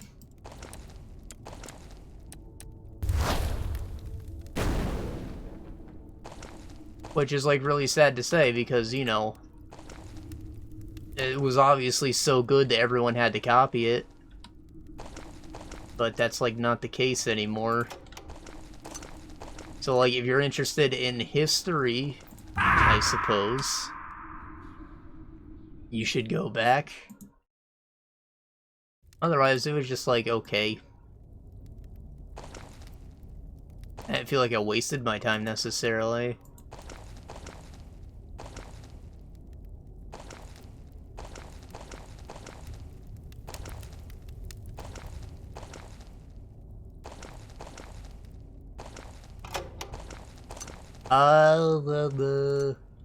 That's just our overall impression. We didn't get to talk about our wonderful sidekicks. Let's see. We mentioned Kuwabara. He's just a fucking dumbass with red hair, and they, like, cut him out of the whole last arc for some reason. The last 2 arcs, they just make him useless, and, like, that's fucking... I can't believe they did my boy like that. Unlike Yusuke, who's kind of, like, rooted in his ways, Kuwabara actually, like, has character development over the course of the show. And that's, like, part of what makes him great. By the end of it, he's, like, a different man. He's probably going places.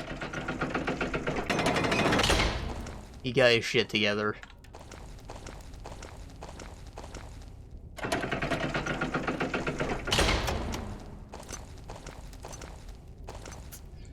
See, other guy, Karama, kind of flamboyant, beautiful man. He has a rose whip, and he's super smart, and that's, like, his whole thing. He's actually a demon. who used to be, like, a bit of a sociopath, so, like, he had character development behind the scenes where now he's kind of a caring guy. But you don't get to see any of that on screen. Here's another thing to, like, once again, you see that him and Kuwabara are actually, like, boys behind the scenes. But, like, Yusuke never actually became friends with any of these party members, we're gonna call them.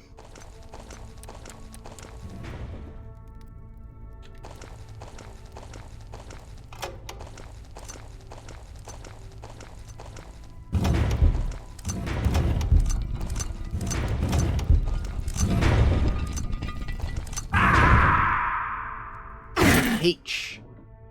I think I have to push that button twice, maybe.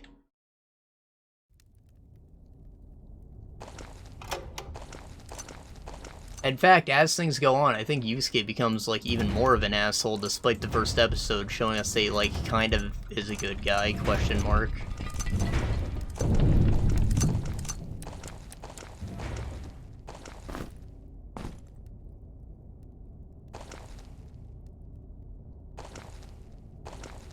And, like, I guess they kind of resolve that with the final act, but, like, I don't feel like he redeemed himself by any means.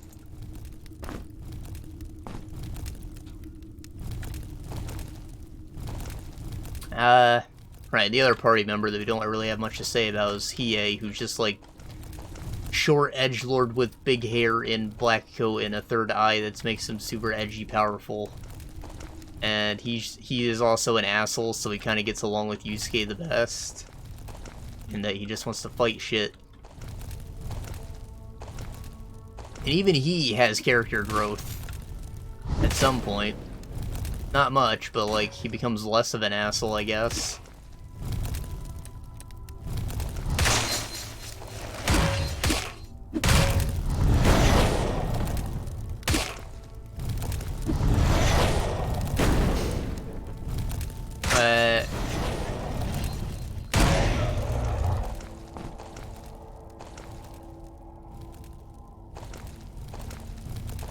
I don't know, I guess you could call him the rival character in that he's not actually their friend by any means. But he helps them sometimes. There are actually entire acts where he's just out of the picture because he really does not give a shit about their group.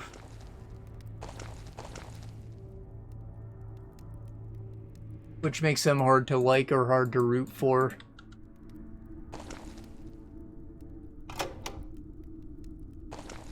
What'd that button do?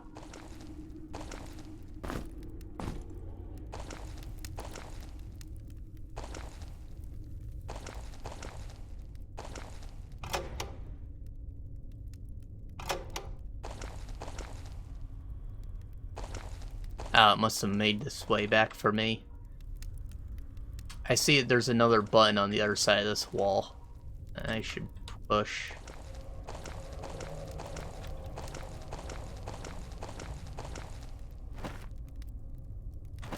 Boo boo.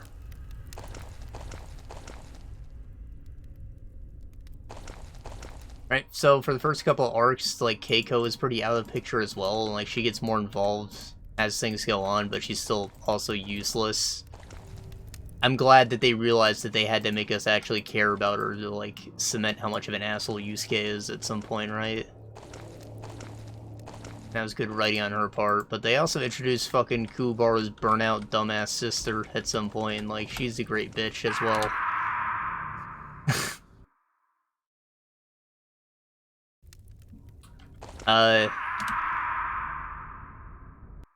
She's, like, part of what helps get, Kuwabara's act together, so I guess she's also just a writing tool.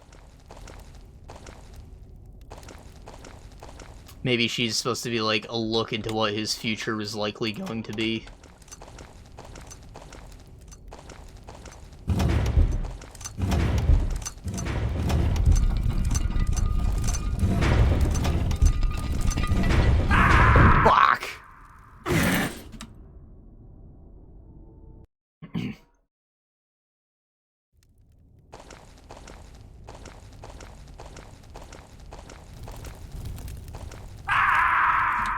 I don't know, I'm not a freaking movie critic guy with, like, I can't analyze stories like that, okay? I'm sure that there was some smart writing going on behind the scenes, but the way it presents itself, you don't get that, I feel.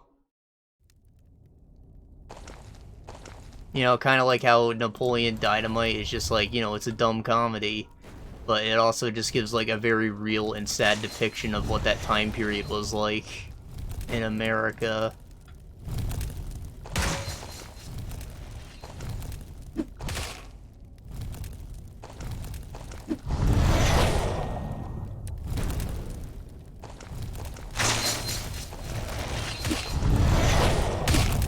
So, I think that's maybe how we're going to freaking label this show. The Napoleon Dynamite of shonen generacy.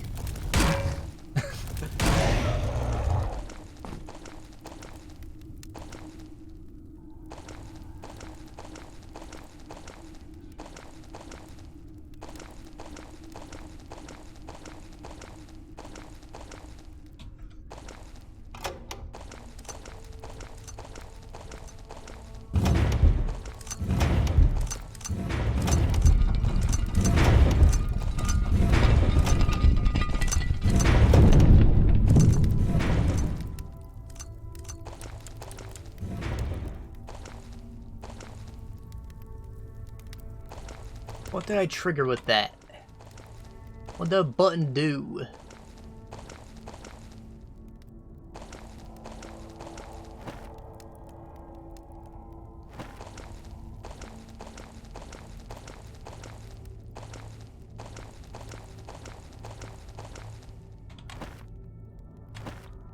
Did I try falling down one of these? Oof.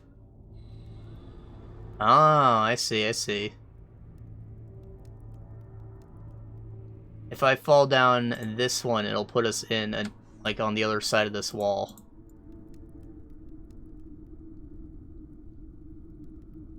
Interesting. The other side of this wall doesn't seem to exist because I can't put my markers in that blank space. Like, the grid ends here.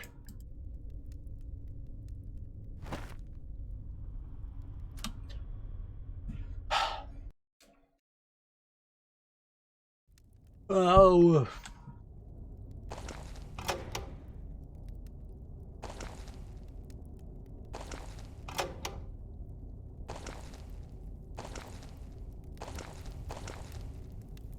Maybe I was supposed to remove that torch because that pathway was open, you know?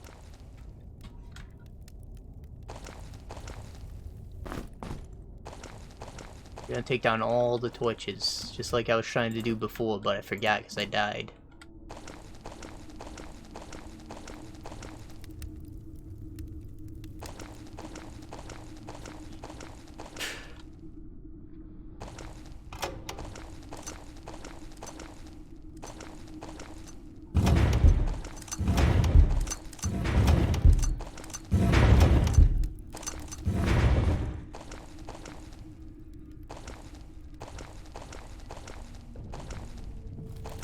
Did removing the torch do it?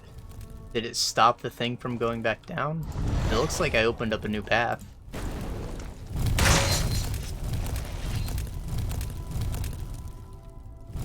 Good time, buddy. Good time.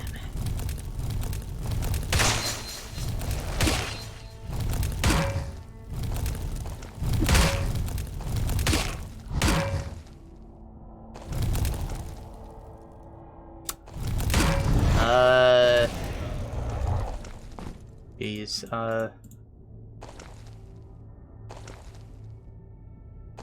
so I also more recently finished watching Garo the animation. We did talk about Crimson Moon not long ago, and I said how I was pretty disappointed with how it was compared to Vanishing Line, which is my entry point.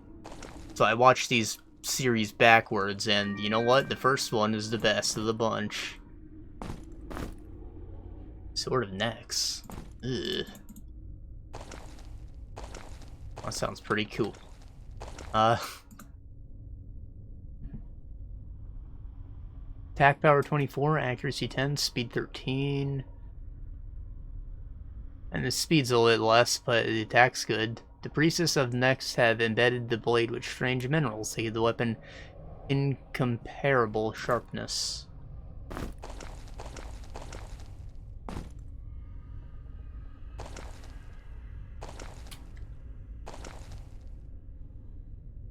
Who got them pants?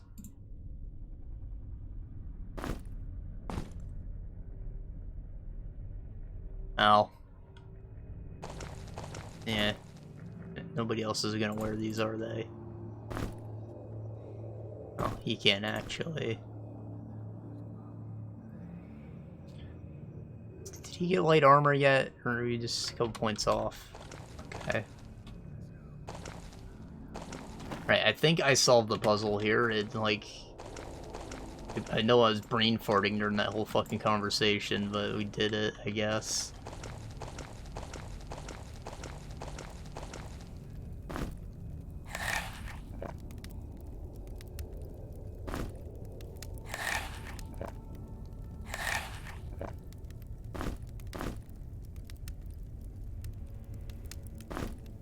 What was I talking about? Right, Garo. The first one was actually the best. And obviously it's not the first one. I did mention how it came from like a Super Sentai live action show. And, you know, I think that this one finally like showed me the fucking Sentai roots of it when they introduced the third knight. Before it was just, you know, the Golden Boy, he's our protagonist, and then the Silver Boy sometimes shows up.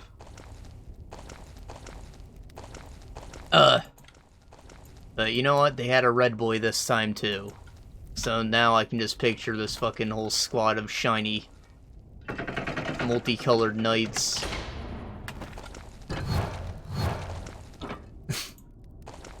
I want to see a green boy, I want to see a pink boy, and a purple boy.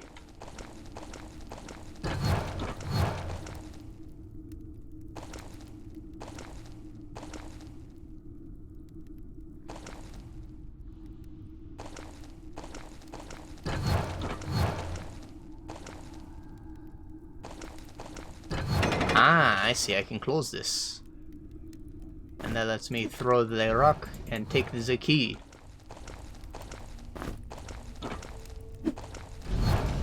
Gimme!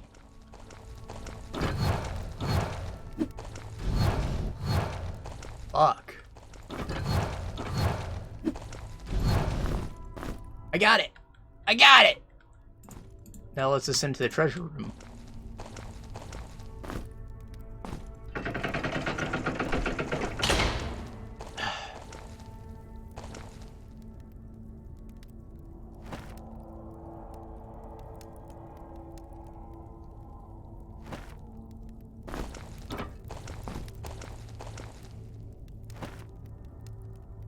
Aren't there stairs this way?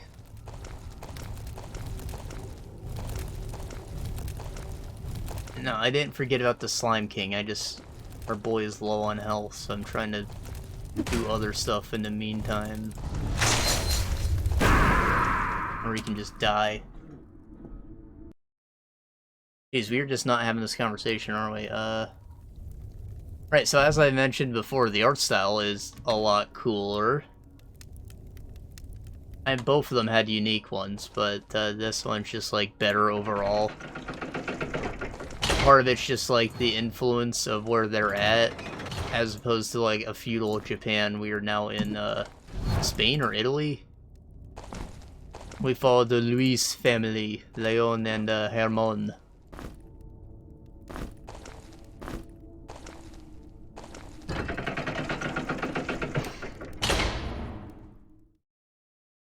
I forgot sleeping's even a thing.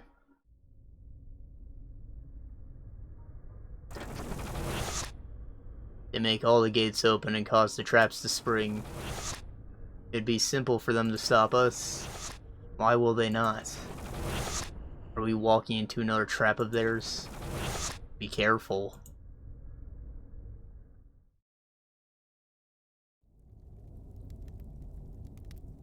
So both of them are kind of like tropey guys, I suppose. Like, Haramon's just a fucking horn dog bad dad who kind of cares, but like his son fucking hates him anyways. The show opens up with Leon's mother getting burnt alive as a witch, even though she's just another knight. The person who had her burnt was, of course, our big villain, Mendoza. It's Spanish name. They're probably in Spain, not Italy, but, you know, whatever. Basically the same place. They intermingle with their cultures.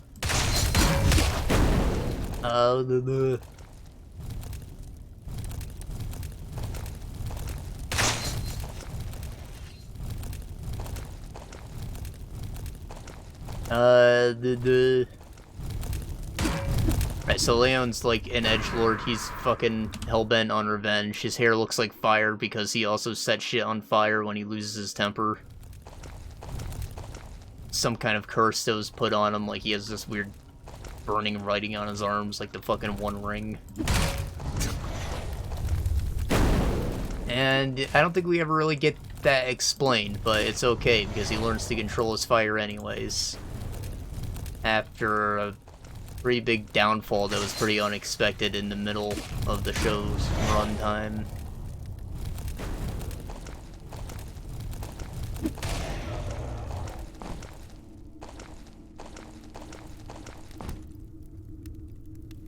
And, let's see, I talked about Villain of the Week before as if it was a bad thing, and no, it's just a normal storytelling thing. You know, video games use it too. You go through an area, there's a boss at the end. You know, every episode they fight a guy. However, Villain of the Week is done bad when that's all that it's there for. It doesn't help progress the story by any means. Please don't Bukkake blast me while I read this, okay? Fighter's Challenge. Roll. Only the prepared may enter. Seek the edge of the aisle. Okay.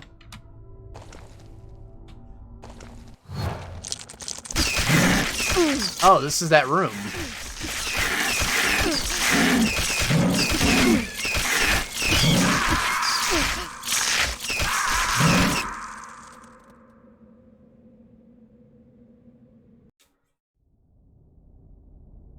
I think it's that room anyways.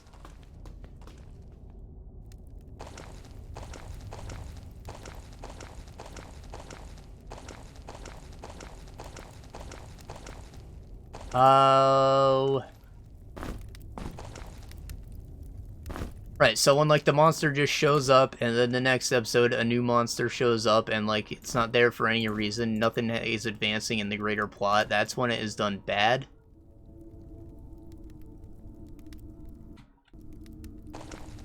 And, like, that's basically why it was bad in Crimson Moon, because nothing mattered until the final arc, where, like, they finally started doing stuff.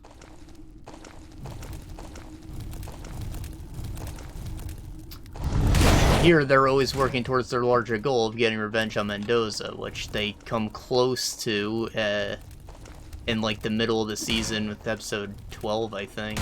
Or 12 or 13, like, literally the middle of it. And then they take, like, a short break before they realize that they fucked up.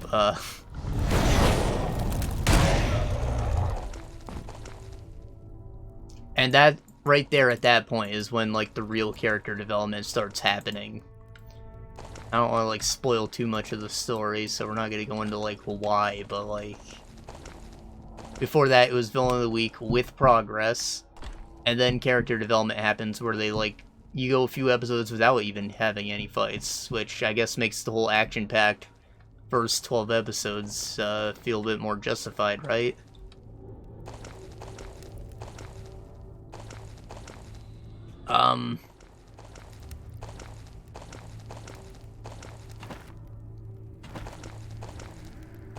I should also mention that, like, the fights are actually good. There's, like, choreography to them, as opposed to just one-hitting the monster and calling it a day. I think a lot of these fights are pretty fucking sick, as well as the fucking music associated with the show.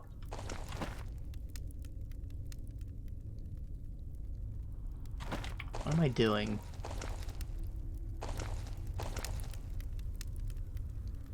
I need to fight the Slime Boi, and I also need to fight the Ogre. I don't know which one. I just walked right into that.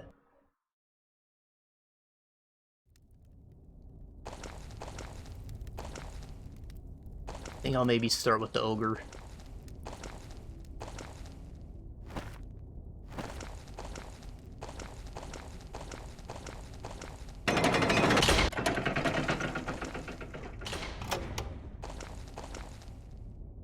Okay, so I need heals.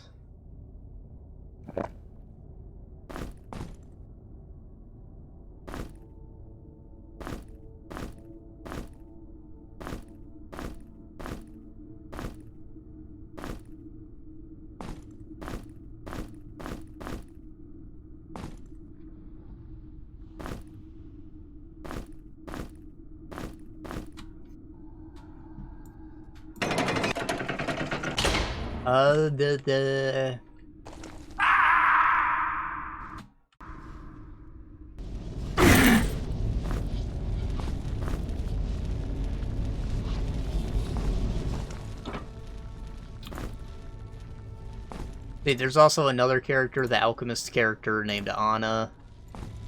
She shows up for like an episode, and then she like comes back a few times in between.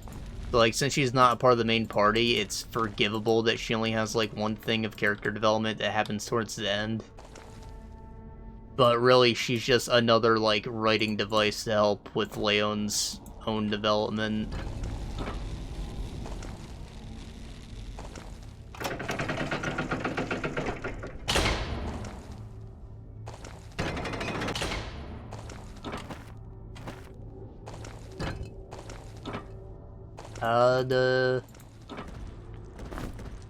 Watching her fights kind of cool as well, because she like uses tools like guns and bombs and other magical trinkets, as opposed to what the knights do with their fucking superpowered mecha armor.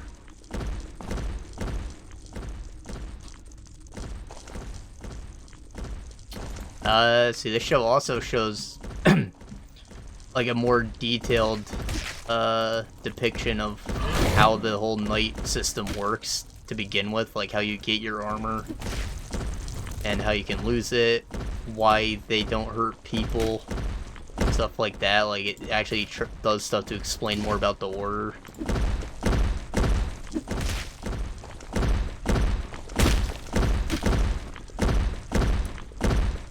So, you know, I think it does that better than like either of the three.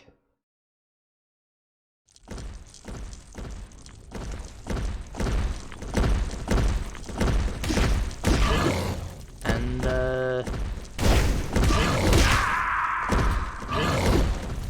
again, I mentioned there was actually blood in this one, which was missing from the other show. Very gory. The fights are good again. Art style is cool. Despite this show being released in like 2014, I think, it has that like old show quietness to it, which is kind of weird. Oh boy. Should probably just drink a potion before I even engage.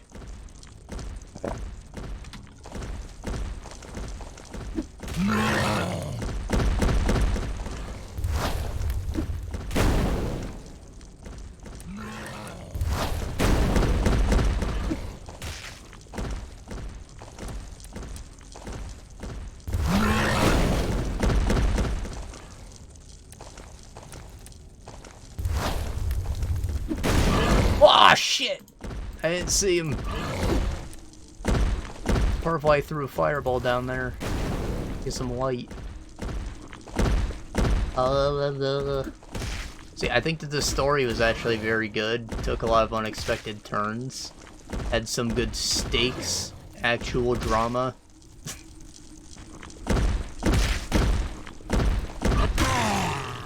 There were a couple filler episodes, but you know, they didn't do too many of them, so that's fine.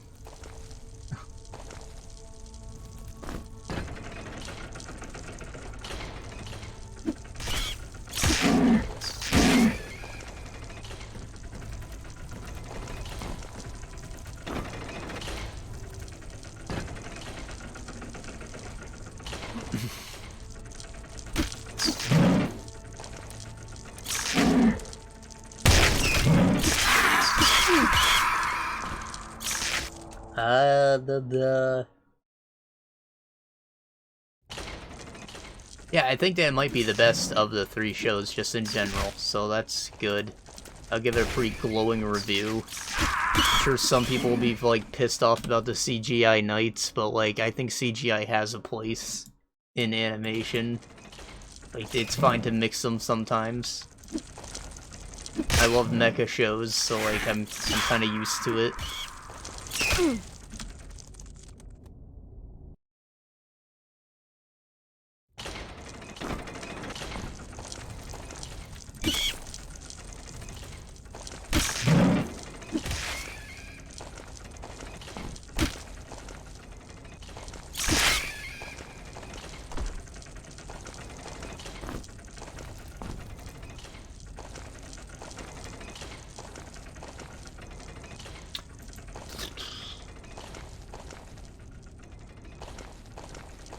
Oh, and there's still a movie I have to watch.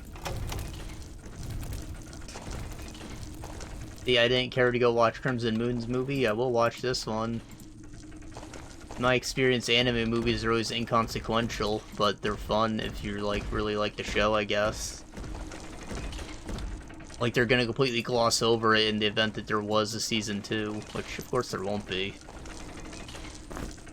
So, like, this is just your last chance to see them and go on another cool adventure, I suppose. However, the cover art shows Hermione, so obviously it's, like, before the end of the show.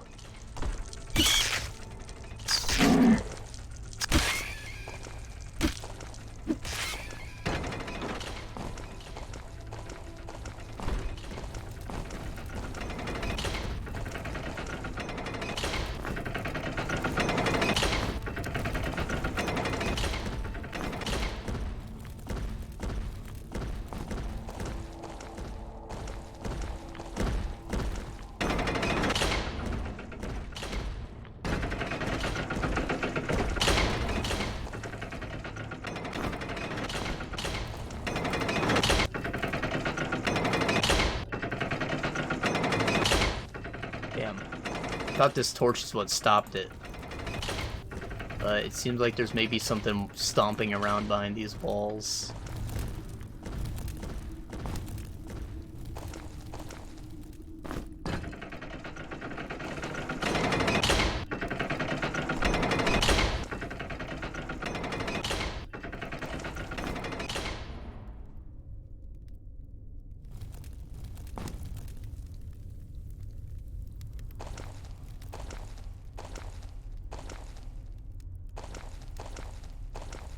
Just need to find out how their pathfinding works.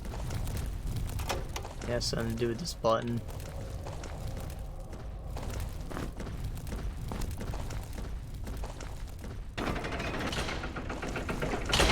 Get in there, boyo.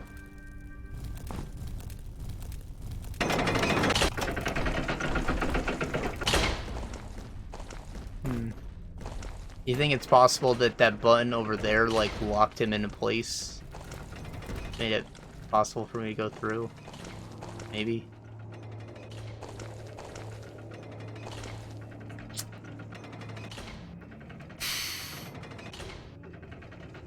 I'm still not entirely sure what this aggression ore is. Oh, okay. Attack power 10, evasion minus 10. I mean, now that he's a master of heavy armor, he can actually take advantage of evasion. And I think I'm ready to start investing in swords again, so... like, just getting the armor value back is probably a good thing, right?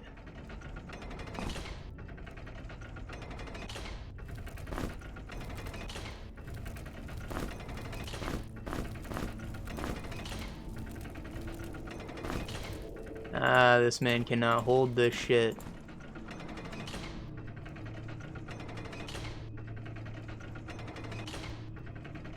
I don't think I need these leather pants anymore.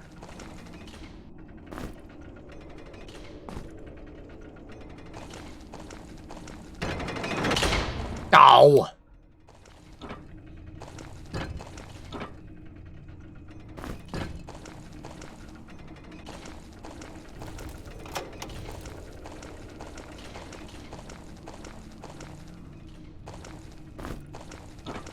Heh.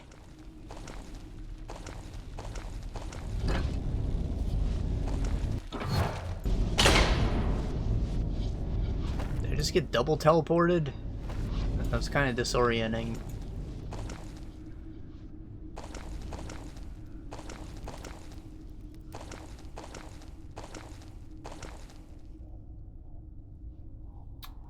Alright, we are once again starving.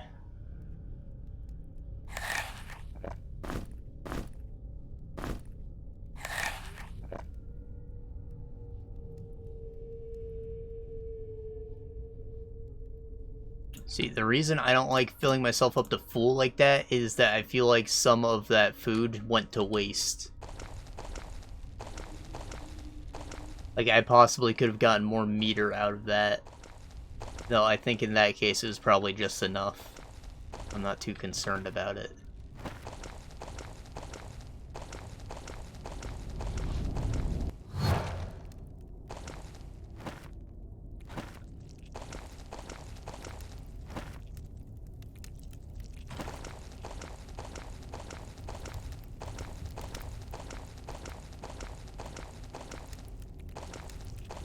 Okay, so I don't think that was actually the same room as the fight challenge or whatever the hell that was called. We also have to fight this Slug King still, and it looks like I made my new potions.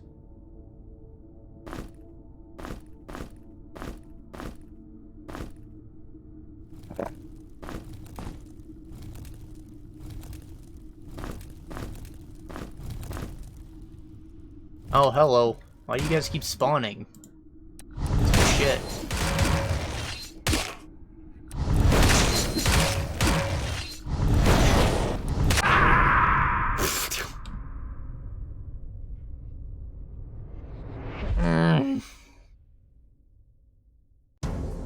Are we on time? 2 hours? That sounds about right.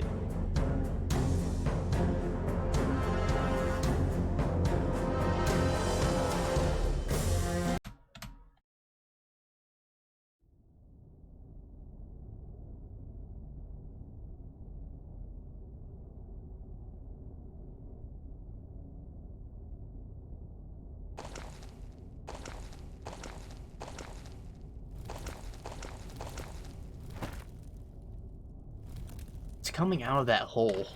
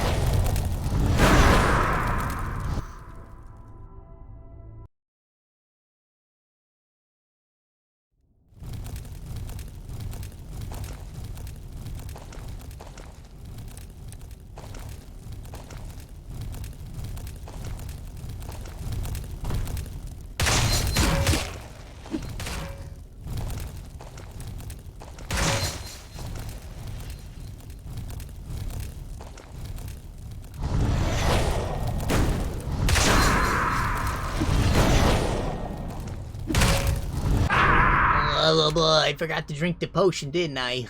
Oh. Oh no, we're stuck in the load loop.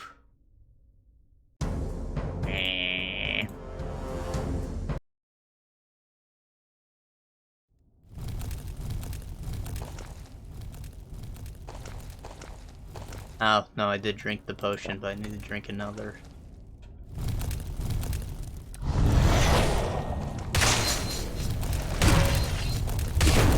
Oh, don't throw balls at me. Oh. Oh, jeez.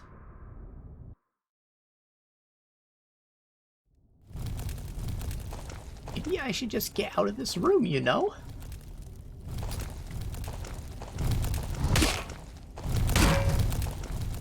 Duh. Monkey. Oh shit. Oh shit. Where do these monsters keep coming from, man?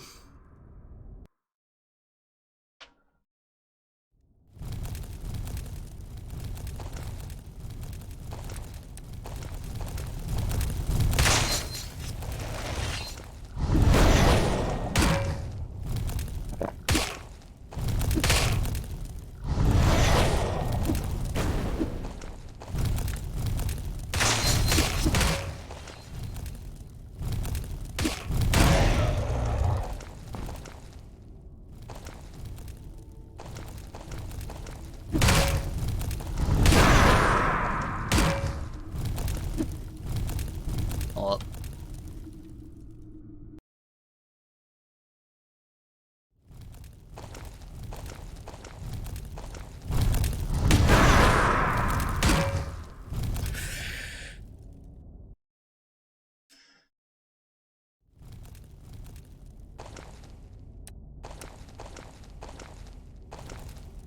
Give me, you son of a bitch.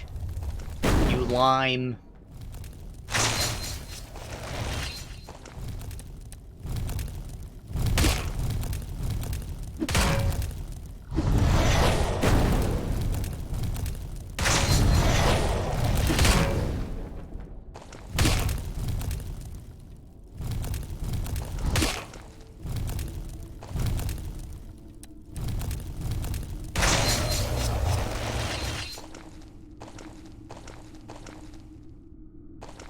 Okay, glad they're dead.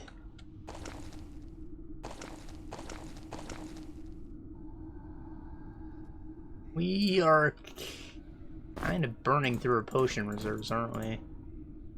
I only have so many tar beads. By that I mean a lot, but...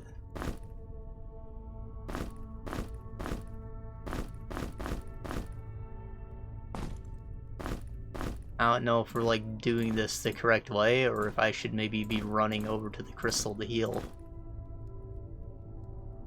I don't know why I just handed them all to Squablo. I only want them to have one.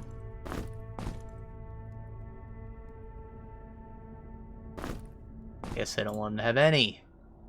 None!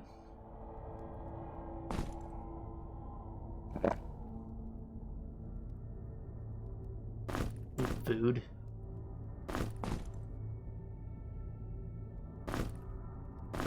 Just maggot on a stick.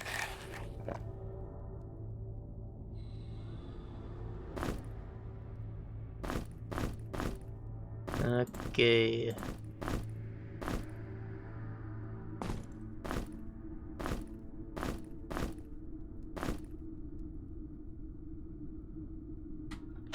Okay, are we good? I don't think so. We're probably gonna die to this Slime King since we can't evade it all, but, well, you know, whatever. We'll try. I probably should have saved. Hey there. Should I make a save, like... Nah. Nah. It's not worth it.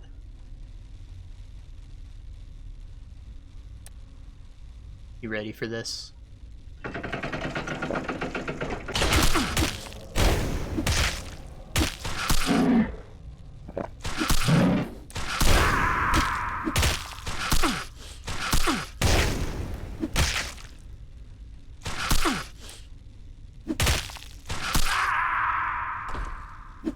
I think under the circumstances, I just want to get out of this alive.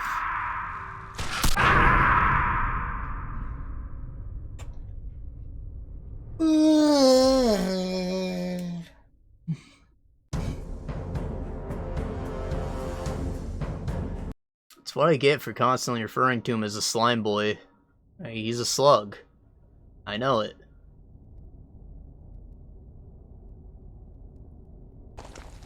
And you know what? I respect him for standing up for himself like that.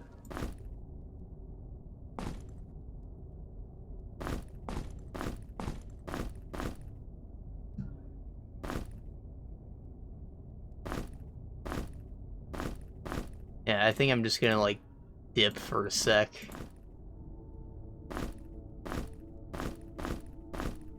I'll, like, go to the fountain and then come back for the fighter challenge, see if that gets me anything cool, and then we might reattempt this fight. I also got this fucking gold key and other key to spend, so, like, that'll be cool.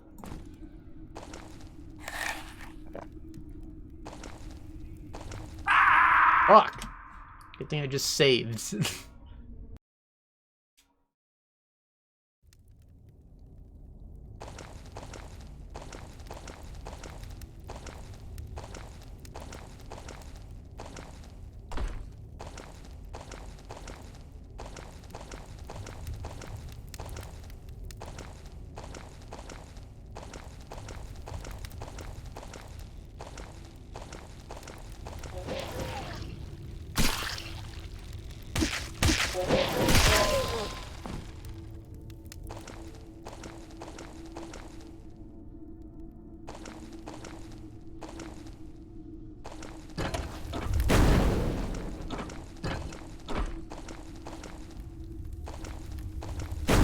I'm not gonna talk about that. I know I went the wrong way.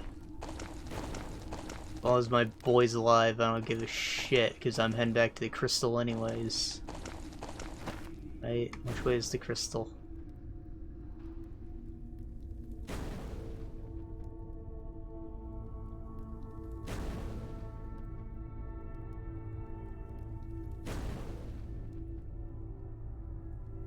Oh, I think it's just... mark this, but exit. Exit out. Exit in.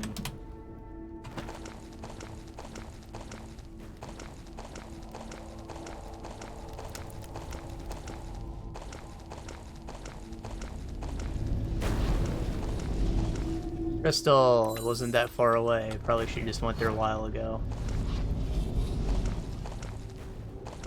Let's see, so my round key should open up this door.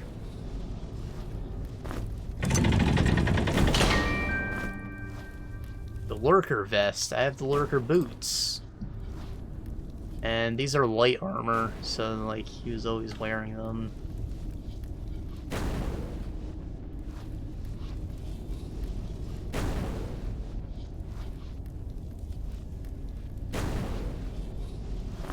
That's cool. I guess we don't really need that anymore.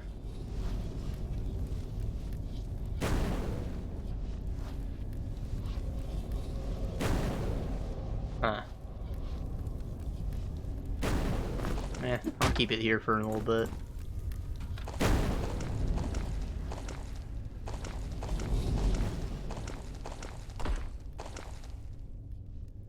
It looks like the mage can eventually wear light armor, but as things stand, he doesn't have anything boosting his evasion. So he might as well just go with heavy. So that's a staff, which is kind of cool. That's a skull and a shield. And that's crafting supplies, which includes a potion bottle.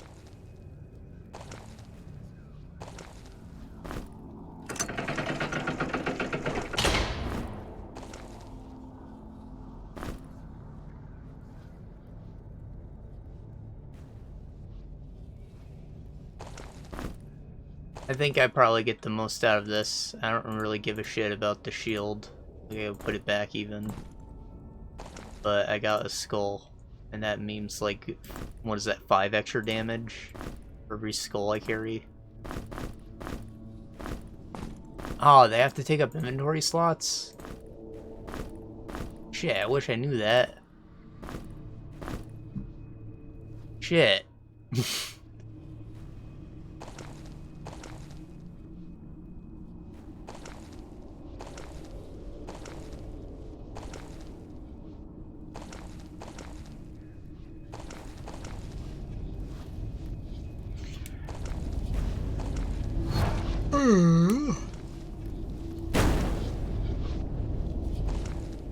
Alright, well, there's only 3 rewards. So, if I had to take a guess, I'd say we get a key from the Slime King, Slug King, and the other from the Fighter Challenge. Which I think I have the highest chance of actually beating the Fighter Challenge, so that's where we're gonna go first. And just the insects, they die in like 3 hits. The issue is that there's a ton of them. It says to make your way to the edge, which it luckily spawns you facing the edge. That's the safe zone.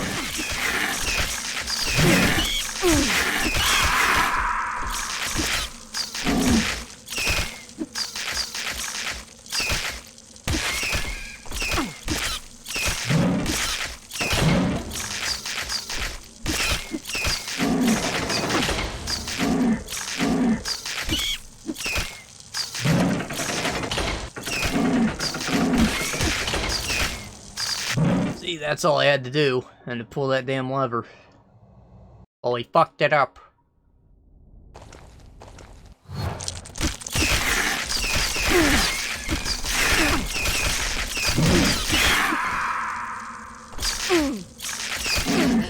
Oh, I can shut both.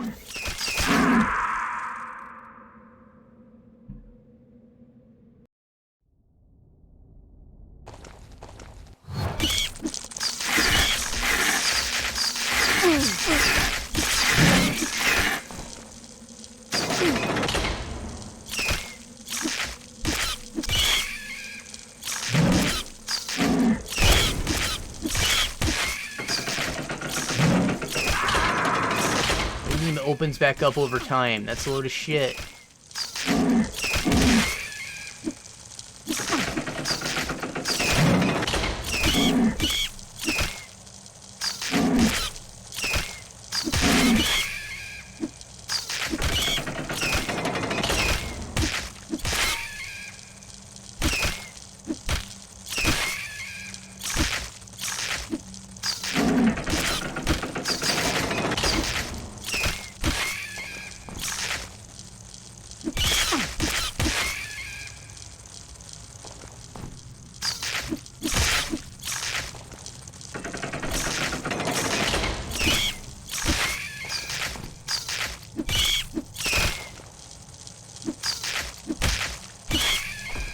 I'm like not even concerned that Squabble's dead because he has an XP booster on anyways. Not to mention all of our guys are out of sync for some reason. I don't know why some people get more experience than others.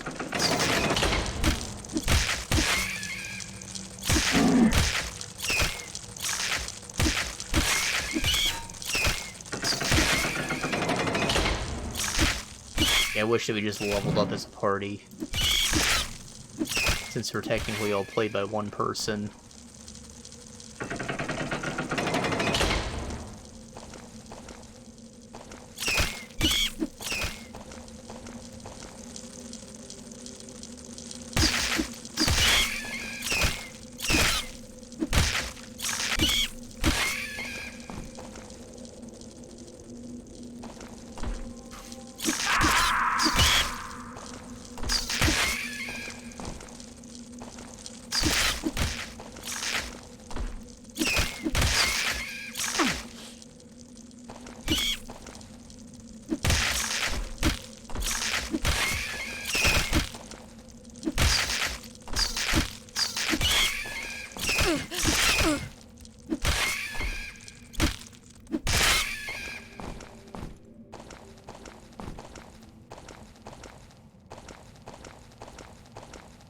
Did we win?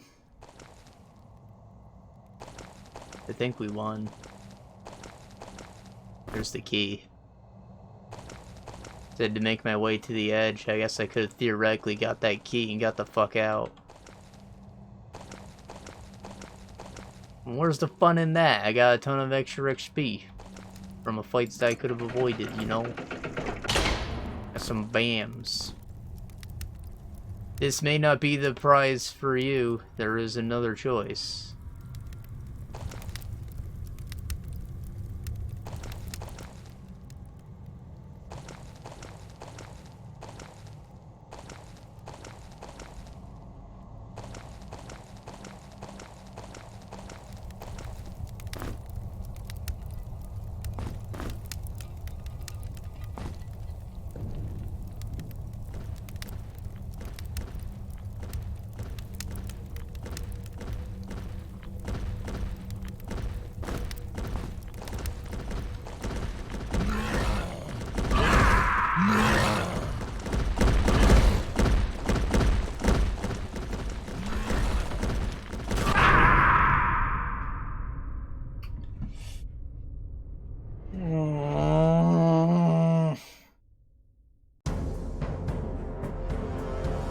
So was that portal open the whole time, or did it only open after I used the key? Because like, I'm not sure.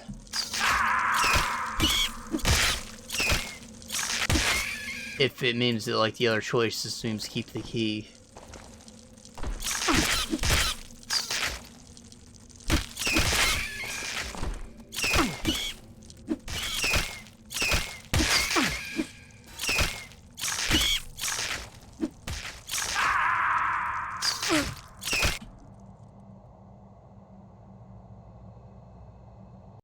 We're gonna need this man alive.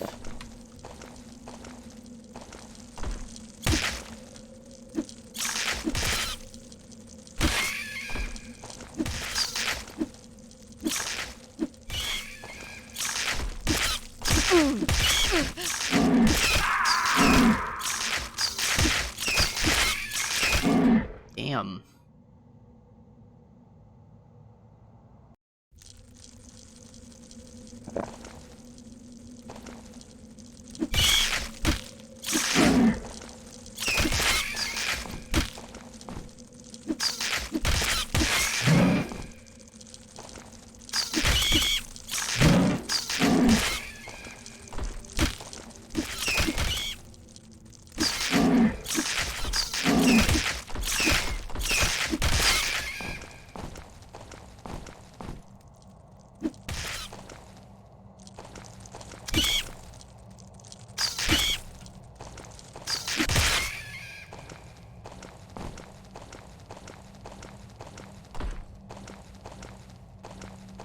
Alright, there's the key.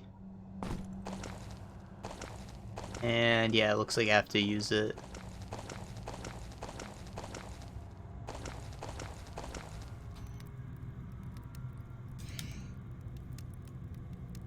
This little cage here is Juke City, I guess. That's where we're gonna avoid the ogres from.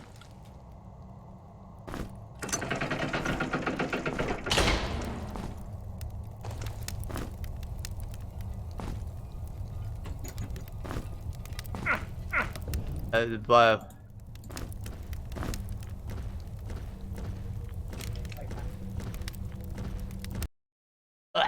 un momento.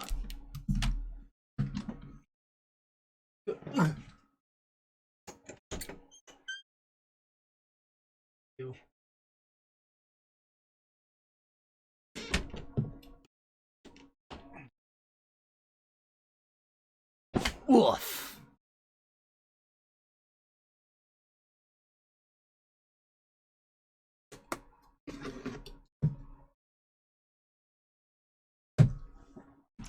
Ugh. Milkshake gang.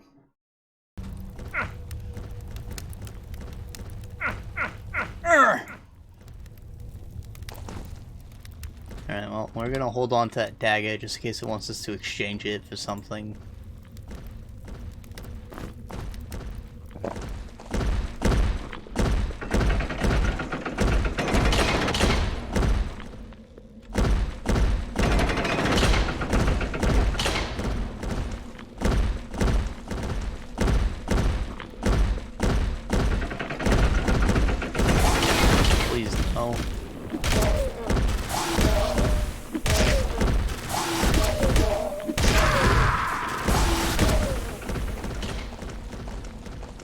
You know, instead of even fighting them and, you know, trying to die, maybe I should just look around. It seems like over time, all of these walls might open up, and that's how I get the second reward.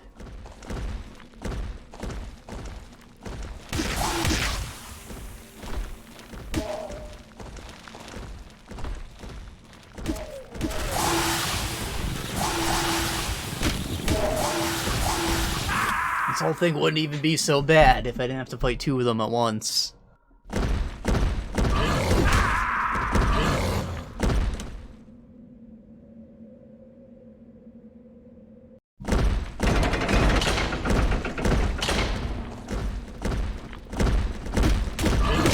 Oh, you did this fucking... You dead-angled me. I didn't know you could do a spinny attack.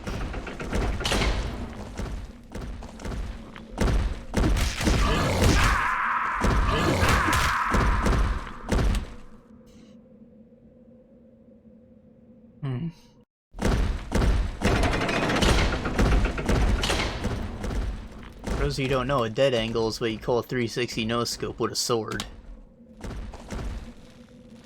Specifically, it's Dark Souls terminology, because, you know how you can't move during your attacks in the game? Well, the movement starts up again at, like, the end of your attack animation, where, like, you're pulling it back over your shoulder, right? So during, like, the first frame or so of that animation, your attack is still live. So if you manage to, like, turn around by holding backwards on your controller or your keyboard or whatever, you will do a full 360 real quick, and your live attack will hit the entire area around you. Which is why, like, Ultra Great Swords are so great, because they have the most range to take advantage of that exploit. However, in games like Chivalry and Mordhau, this same exploit exists.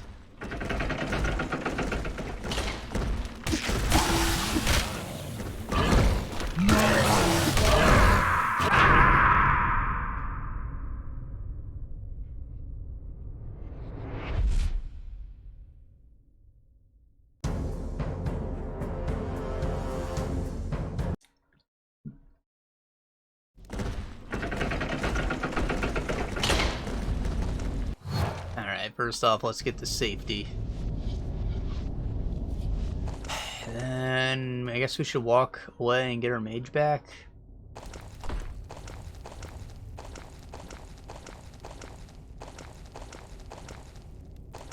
Would be nice, right?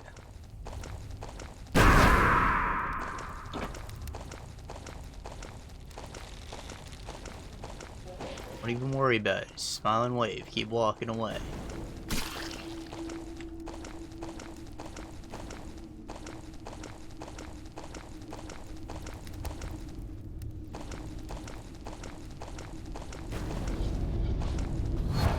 Oh wait, the crystal is in the other room. Yay, crystal! Ah, sparkle.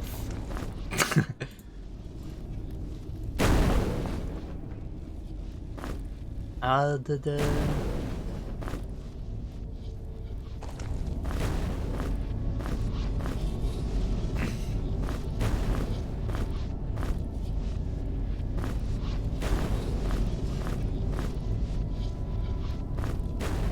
I don't think I ever mentioned that I finally got another job that it didn't take very long to get it, but, you know, it was roughly like a week and a half before I actually started doing it.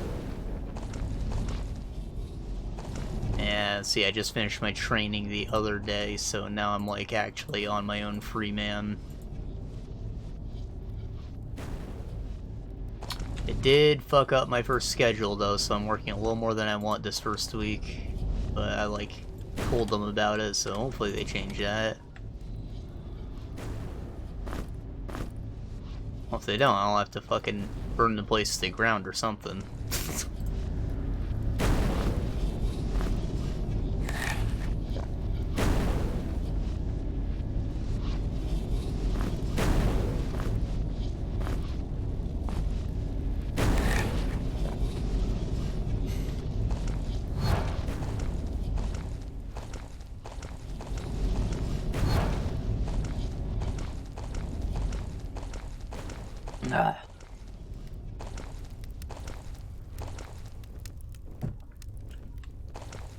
Just like before, I don't get to expose what it is for my sake. However, I'm cleaning shit again. I get paid more for it though, so that's good. Better benefits, better pay. Like what more could I have asked for?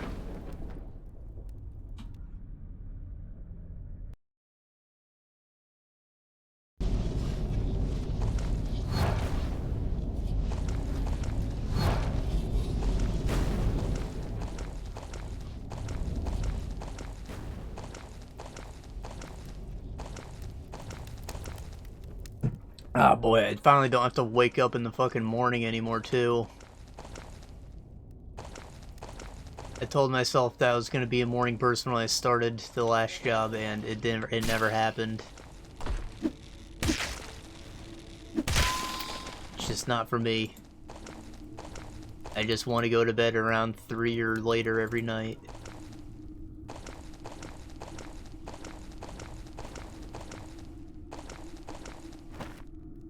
So now we're night shifts boys again, but because of the pandemic, nothing is open very late.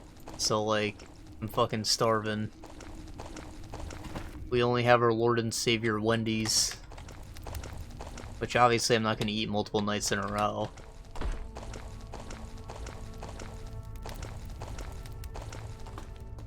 So I have to like rethink how I handle my shopping.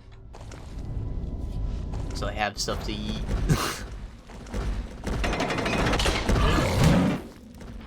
Which sucks because I cannot fucking cook to save my life.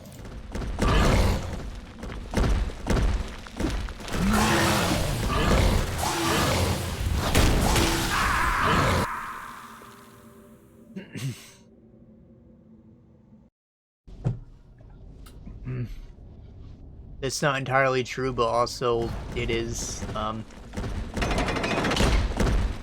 I mentioned before that I have like impaired motor skills. So like I can't like handle a knife or mixed dough or anything like that. If you want me to flip a pancake, it's not fucking happening. Your pancake's getting burnt. So like, yes, I can technically make easy stuff like that, but like, it's not gonna be pretty. It also might be like unevenly cooked.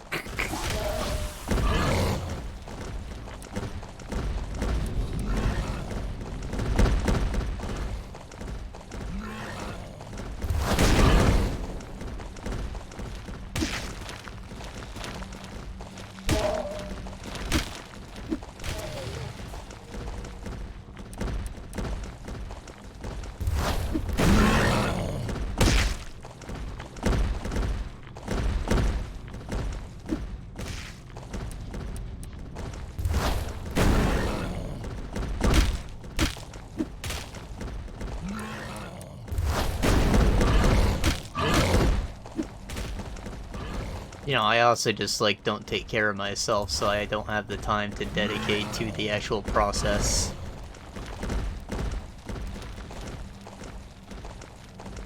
You know, real gamers just go upstairs and open a can of tuna and call it a day.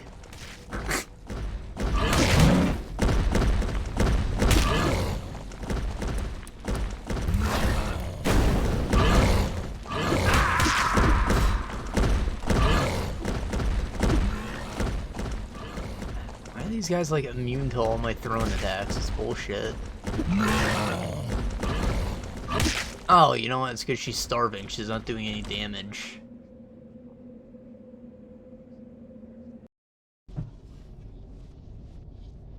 Ah, we need to fix that. No Grim Caps are food, but surely I have something actually edible.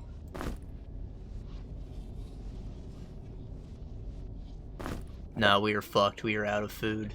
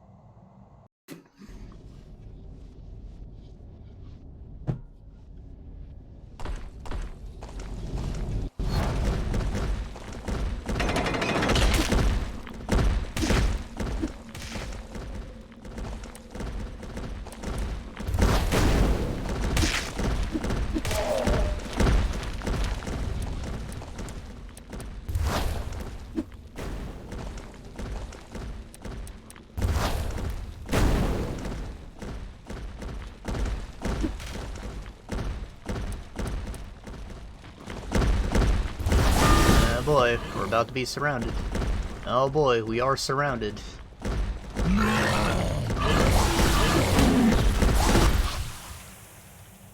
I went back into that room thinking it would lead the jukes, but it just made it worse.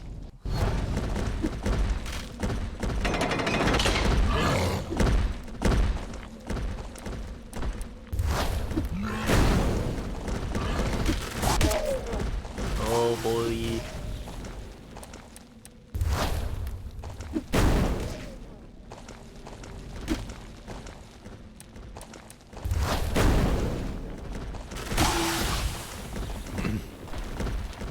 I guess this fight actually isn't that bad because there's that escape route right there that I can take at any time and go leave and heal.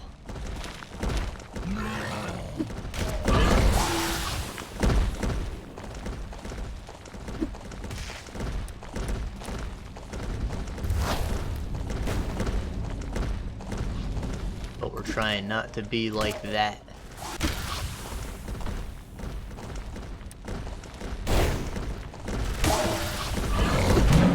Ah! Stop that. Why do you like stop himself short like that?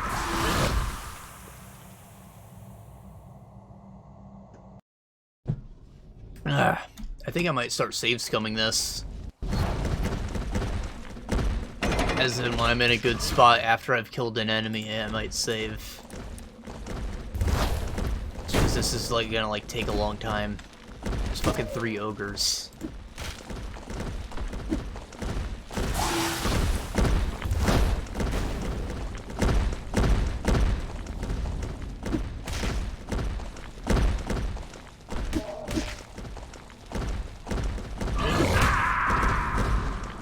I mean, you killed the mate.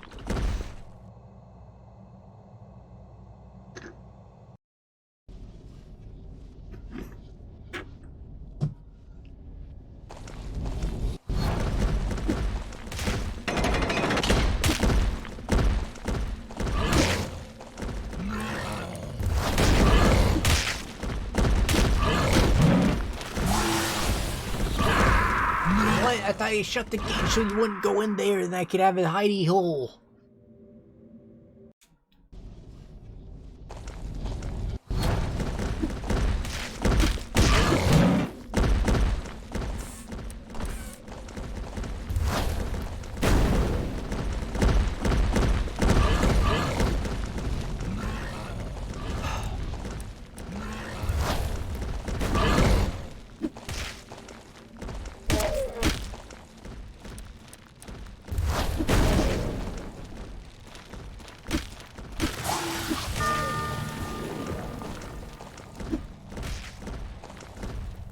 I don't think this is a bad spot.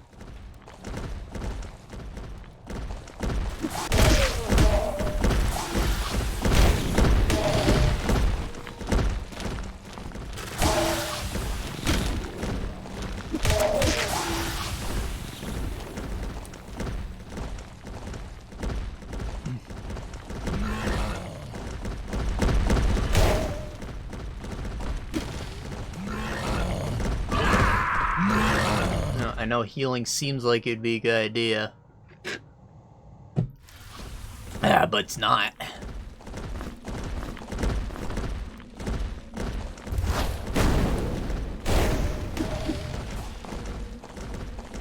Because getting hit is basically death here anyways, so since I'm so low on resources of all kinds, just not a good idea.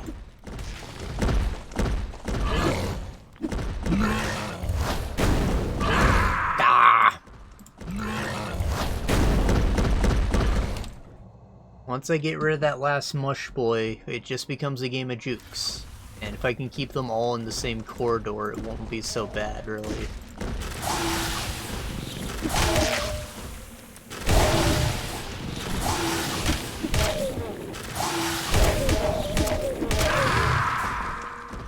Yum.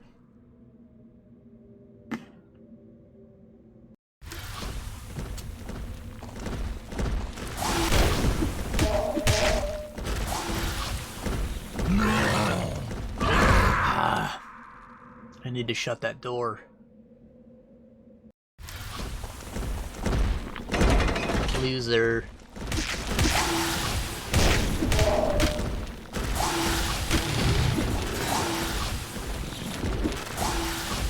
Oh boy. I hope there's a room later on where I can farm food, because I'm like actually a little afraid that we're gonna like starve to death down here. Because I spend too much time dicking around with certain puzzles.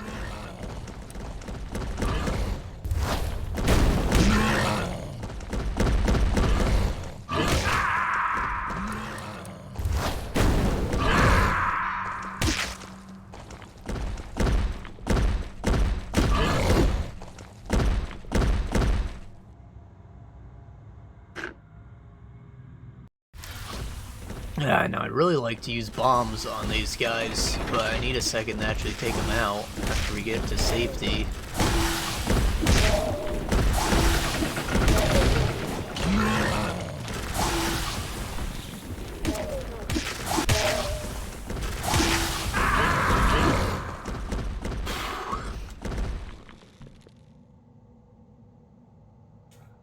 I need to keep that mage alive.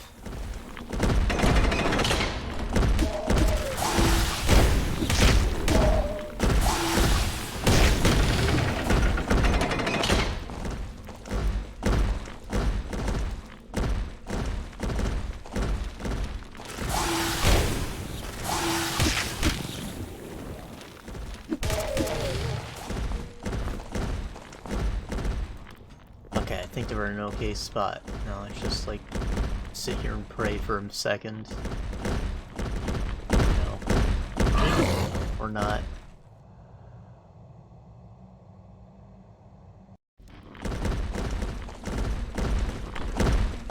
Okay.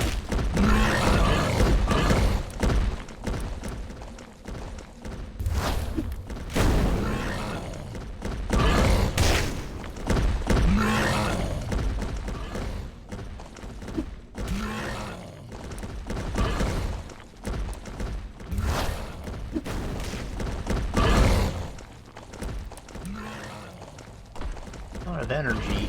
Oh shit, he is out of energy. I think I have that potion I never drank. Ah, what?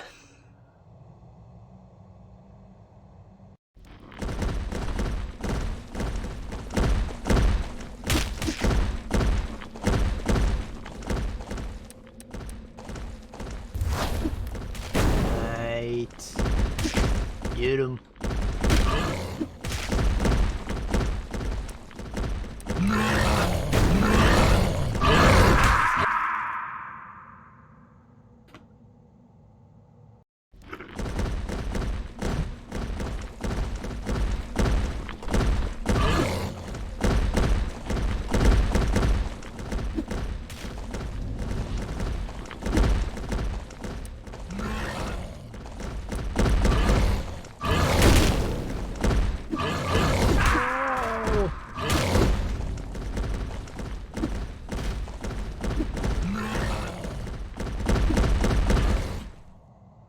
Ah.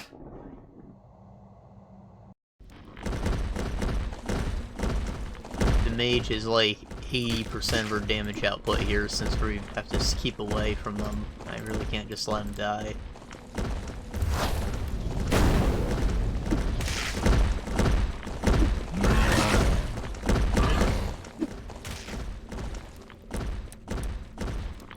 Haha, save scum, because they're all right here.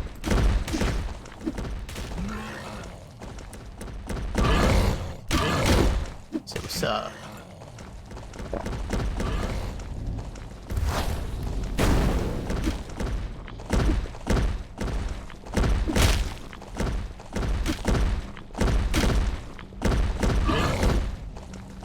I love the idea of kicking him while simultaneously running away.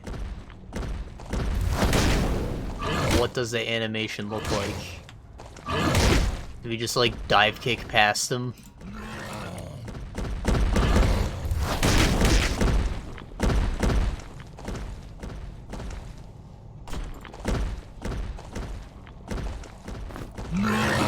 Itch. No! Oh, it's not a big deal. Oh hey, I got a star back. Didn't do any damage, but I got it back.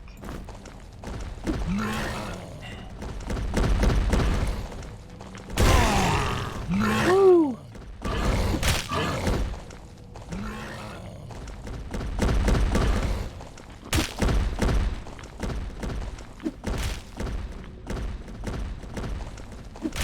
Oh boy, she's not doing it. Do we have food? We do. We got some caps from those guys. Sick. Okay.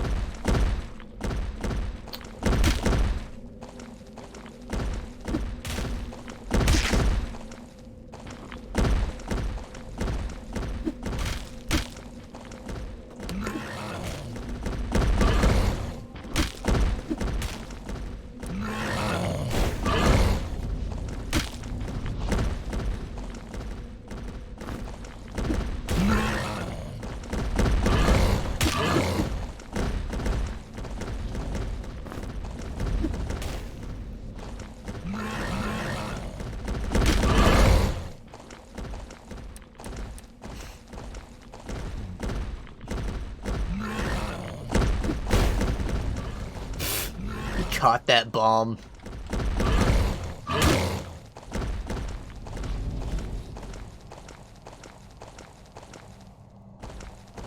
I knew there was an extra food thing lying around for me.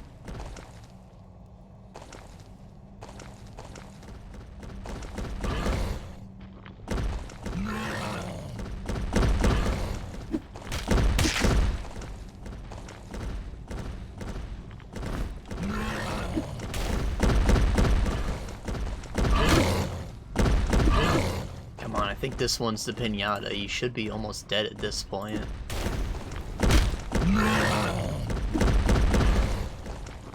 He's got all my fucking knives in him.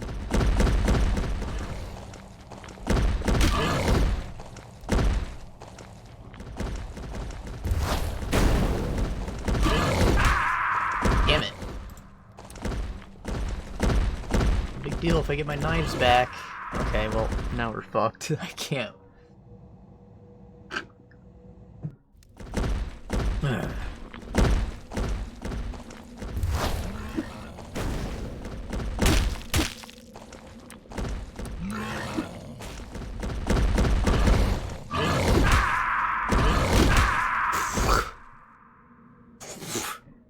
We can do better than that.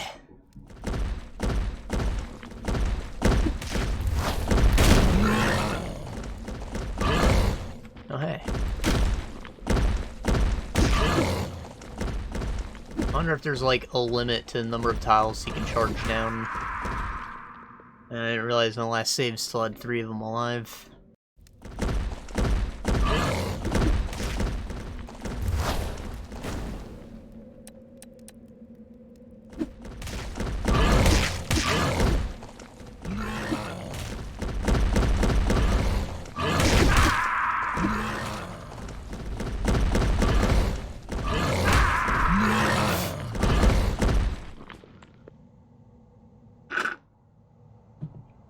Just looting a corpse that's also chained to you while running away mid-combat.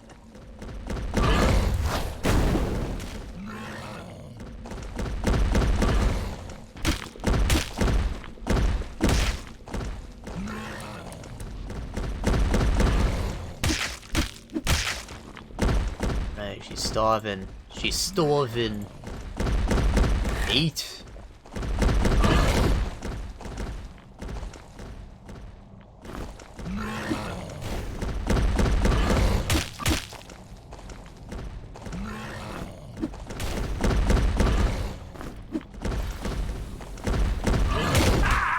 You stay in the stink, damn you.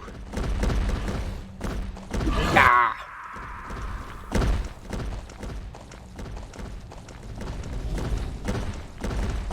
It's not worth it. It's not worth it. I need to kill one.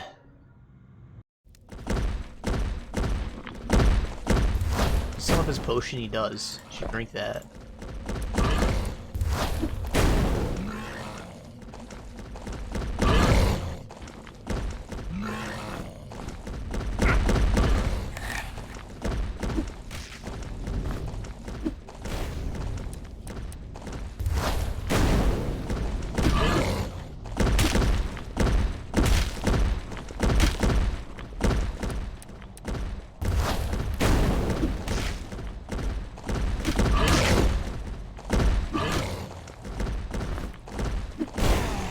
Hey, we got one. And we're safe. That's what we call good news. Oh shit.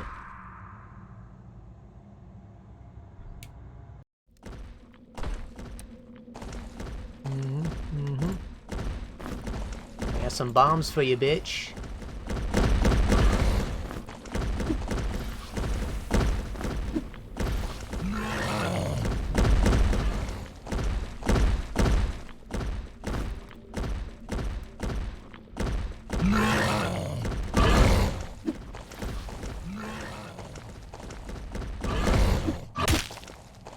Aww.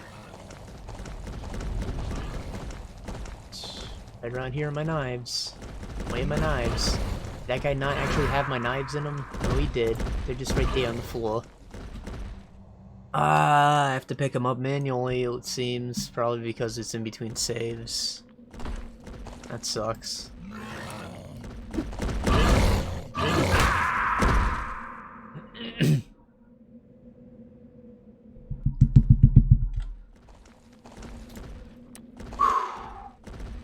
Okay, throw some bombs. I need to get rid of these things. I've holding too many of them to burn a hole in my pocket, especially this one with the fire on top.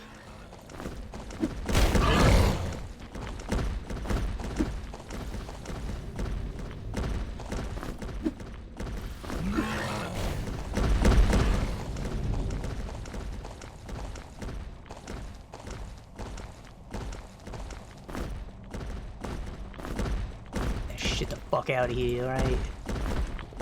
Alright, we got all of our knives back.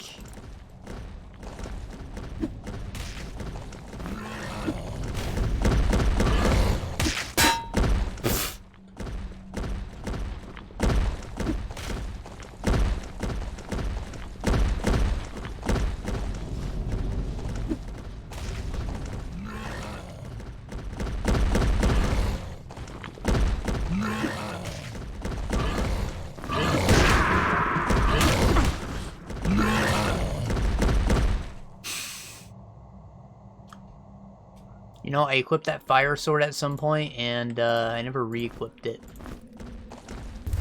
Would have been smart.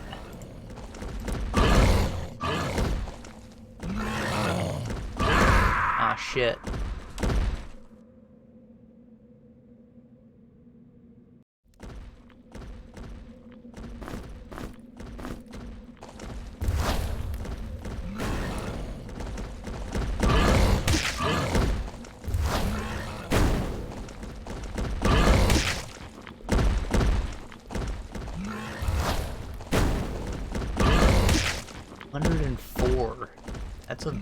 That's more than my mage's fireball does. What the fuck?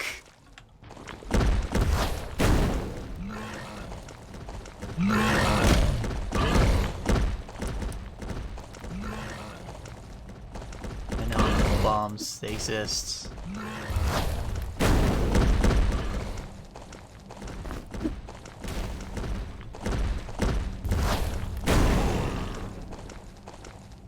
Nice, nice. You got some stars.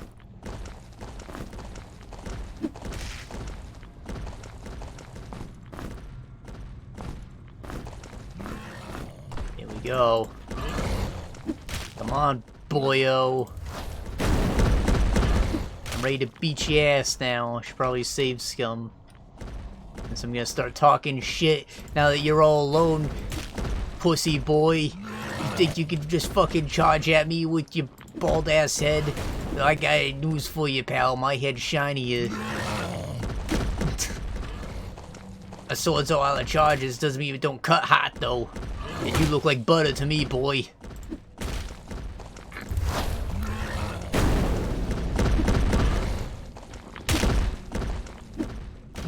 Ah, shit, he's starving. He's not doing any damage anymore. Get that damage back, boyo.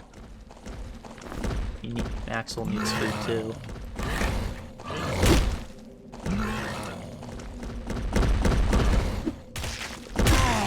Yeah!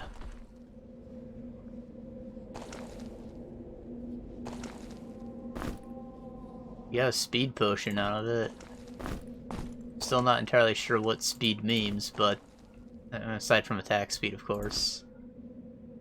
But it is a potion bottle. And that's big million.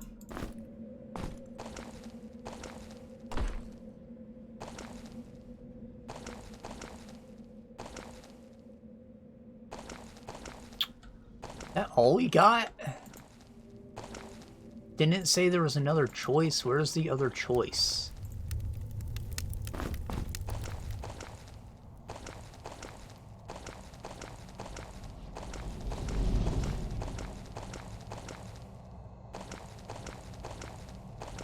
Don't want the dagger if I don't have to take it.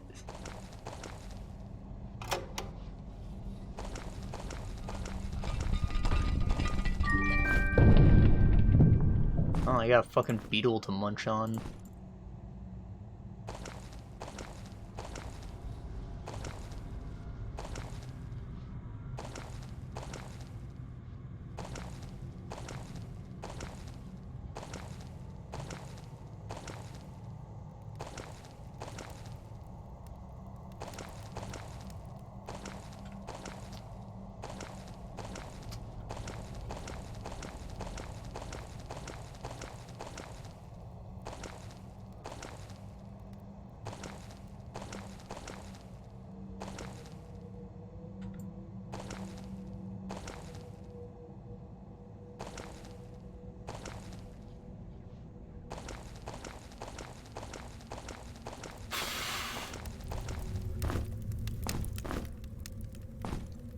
Are these just free torches? Are they free B?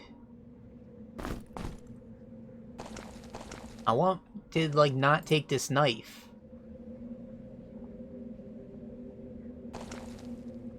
Wait is the other choice.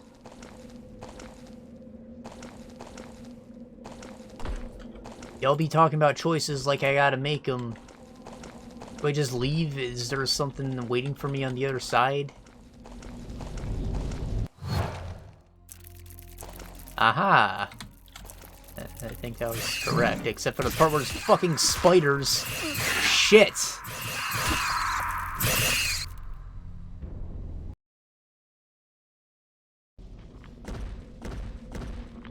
Oh, now we gotta talk shit on this boy again. Nah, I got that out of my system. We good.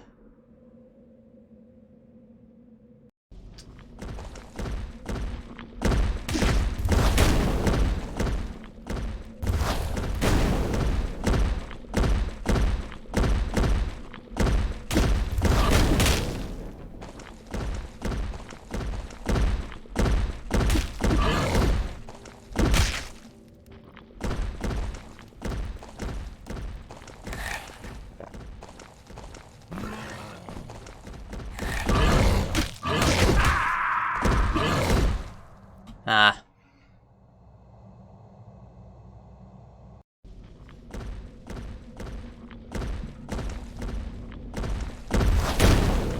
It said that it did like 12 damage to him or something. Like, yes, that's fire damage, but like, it's also not much. The sword is probably better. The sort of Nex or whatever the hell it was. Nep, nep, nep.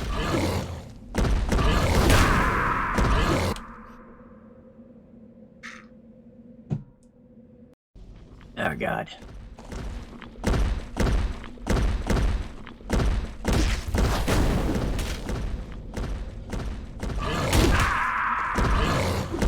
So if I remember correctly, we actually like left with the dagger in our pockets and we came back and put it back, so I should be able to escape to the crystal and heal up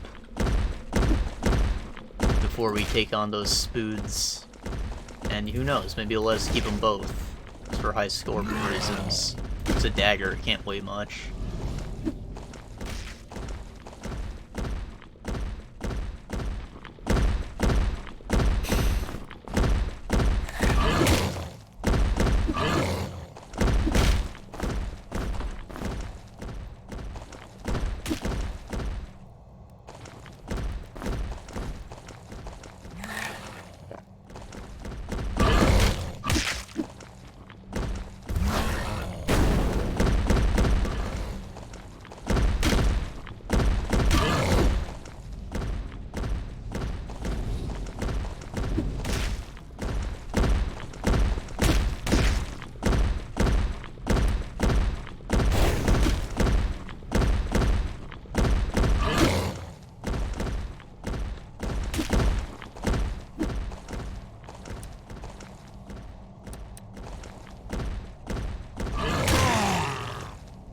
Got him.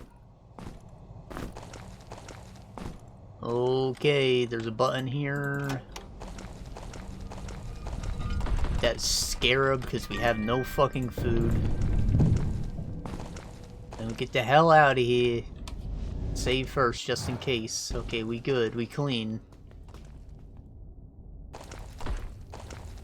Now we're walking back to that crystal. We're gonna come back. And we still have to kill Slime King, right? Right here. Slug King. Ah, fuck it. Slime Boi. It's his nickname, alright? It's endearing.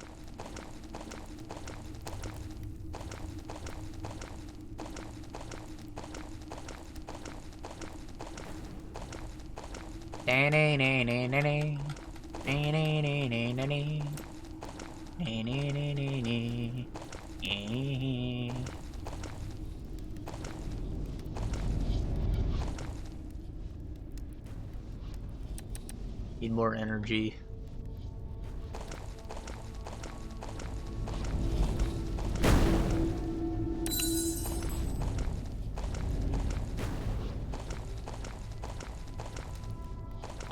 So we unlocked a new mystery spell. If I had to, like, bet, like, 20 bucks on it, I'd say it's Fire Shield. That's a cool effect, don't you think?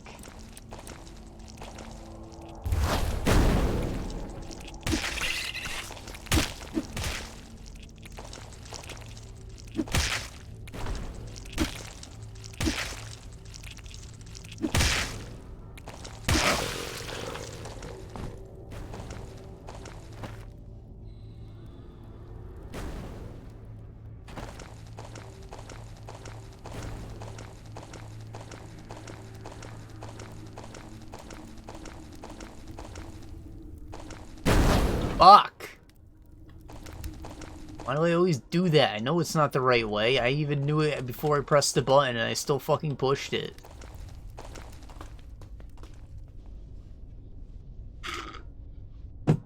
God damn it.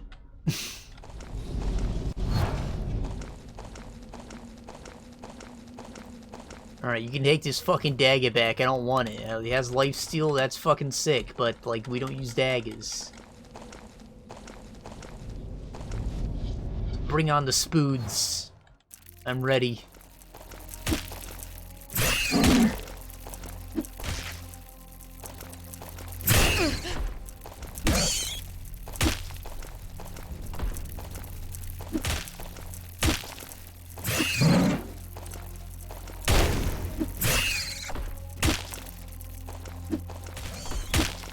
Wow, you hear how there's like actual music playing now that we're down here at this temple level? Oh hey, it's the key.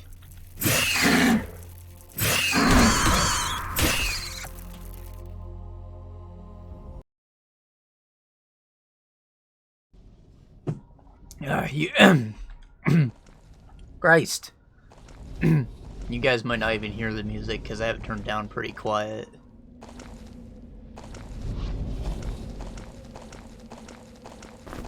And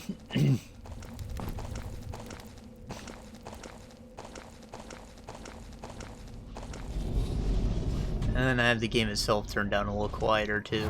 That's mostly because Dragon Age was loud as fuck. But like, it doesn't sound bad to me, I don't think.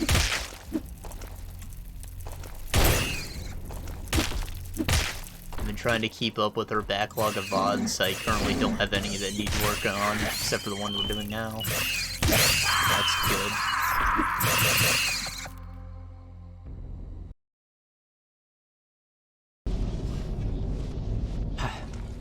It actually took me a while to get the final episode of Dragon Age out, because apparently both the Architect and the Broodmother's theme songs are copywritten by the guy who made them. So like, I investigated it, of course, and like it was legit. But like, of all the fucking music in the game, the two songs that you hear literally once in this fucking DLC Or what? Get me the fucking claims.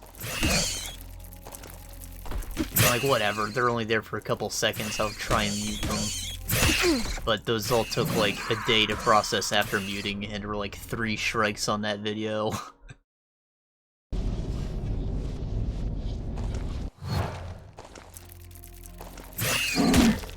Fucking blue ass. Took me a week to get that one out after I had already done all the work on it.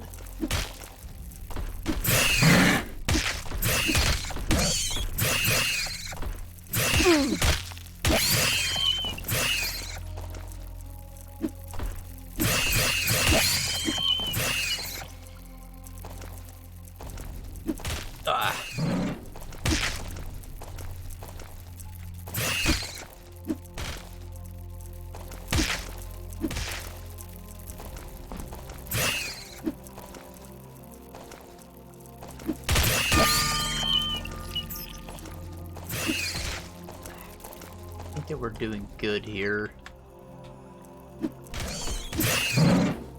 Gonna keep saves coming because we're like kind of at their deadline for time, and like I want to get this floor done, you know. I don't know if I'm actually gonna beat the fucking Slug King just because that takes so long.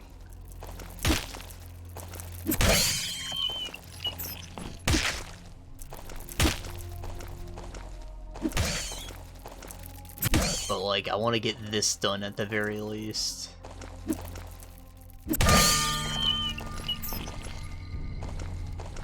I'm missing some throwing stars.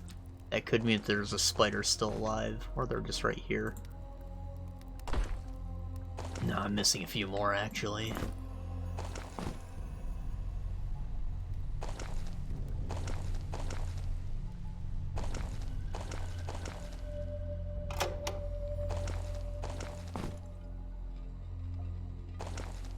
A few more, I just picked up 6. I had a lot more than I thought.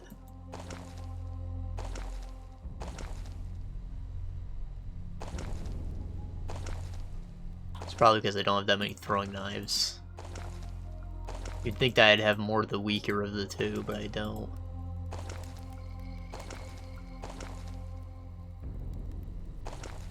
Oh, that's what that button opened. Sick. Some plate greaves.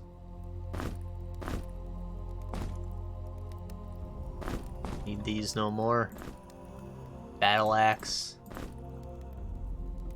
And obviously we're not using it. It's junk. Do I even need these fucking ring gauntlets anymore? I don't think so. No. I definitely don't. I can drop them.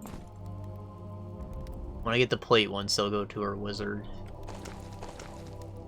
And, okay, anti-venom. What went into it? A cave nettle? Is that all? Just a blast in a cave nettle?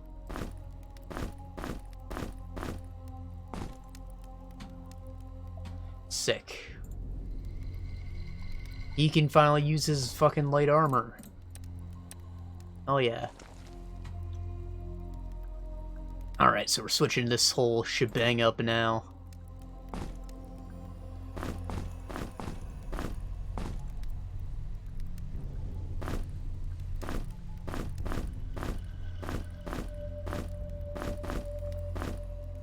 Look at that high-ass evasion stat. This peasant cap is now junk. This lurker vest can go to someone, I don't know, her. Him. Probably her. Since she's not getting any thingies either.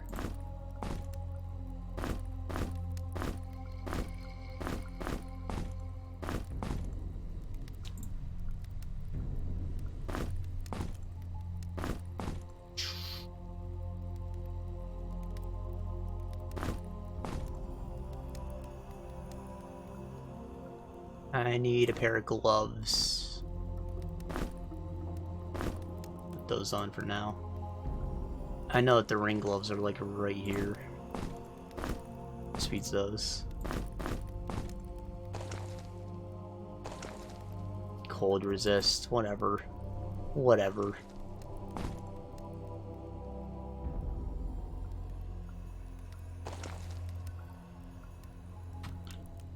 think we're good.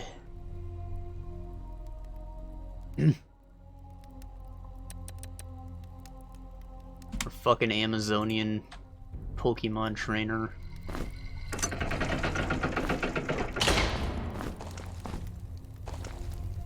Ah! Wait, what? There's more?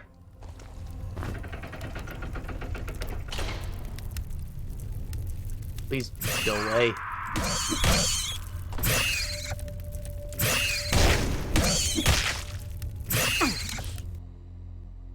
Just give me a chance to see what the fucking stats are on the thing. Jeez.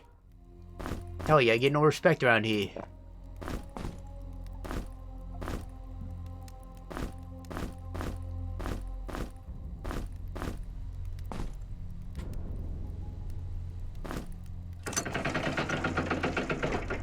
Figured out what the hell this was. It's too bad, really.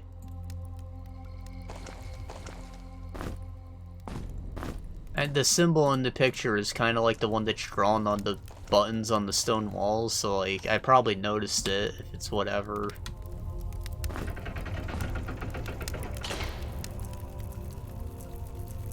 Energy regenerate and food consumption rate down. That's great. Get him. Just a few spiders. I'm not scared.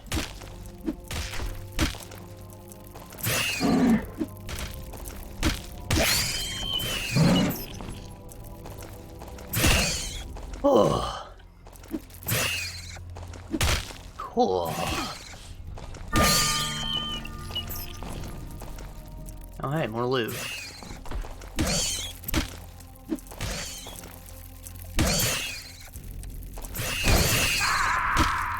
No. Wait, does Fire Shield, like, protect me, like, by damaging them? Doesn't look like it. Just curious.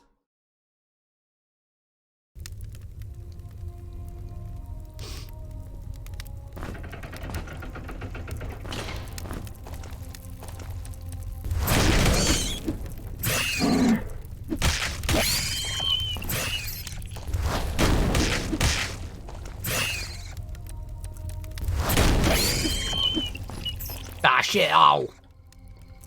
Now those knives are gone. Into the next... Oh, wait, no, that puts into the exit, don't it?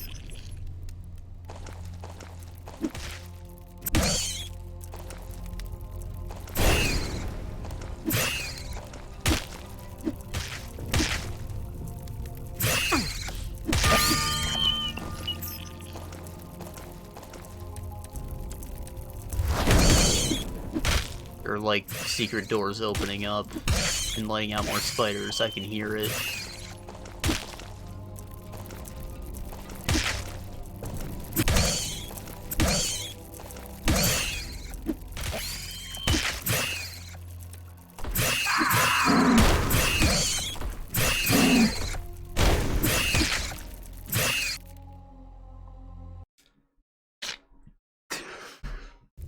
I want to like pull the skin off my face right now.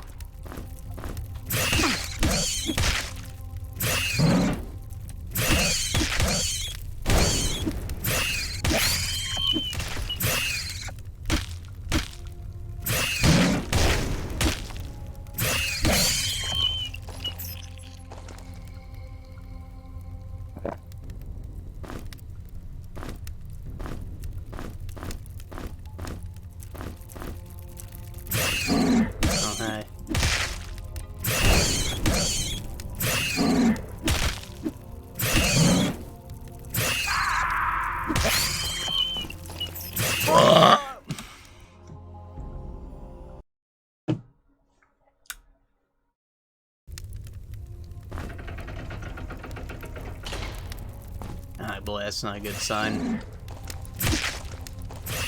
Tasted spicy, smells like bologna. I've eaten neither of those things recently. I don't even like fucking spicy food.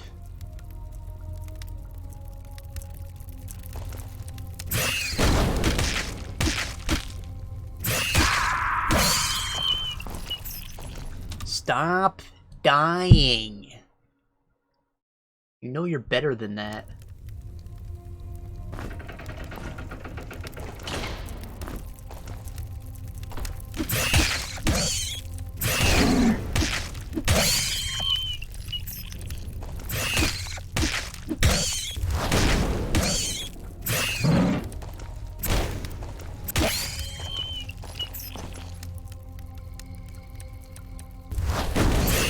Fucker.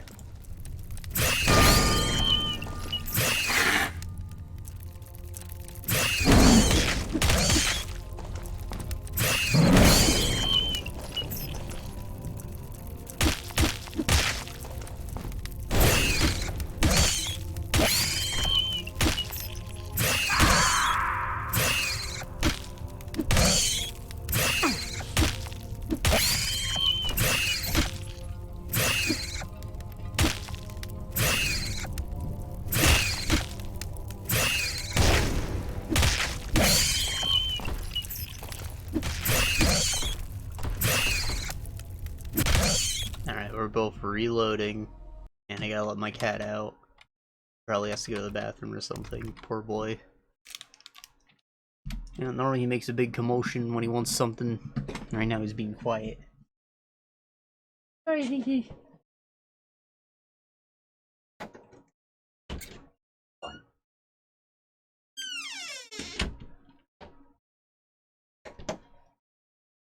Oof.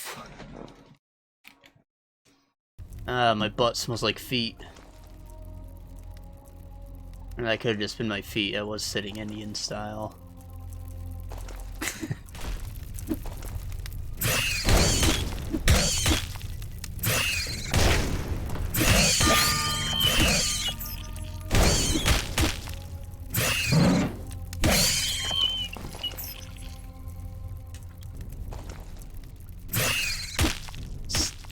God, that's fucking horrifying.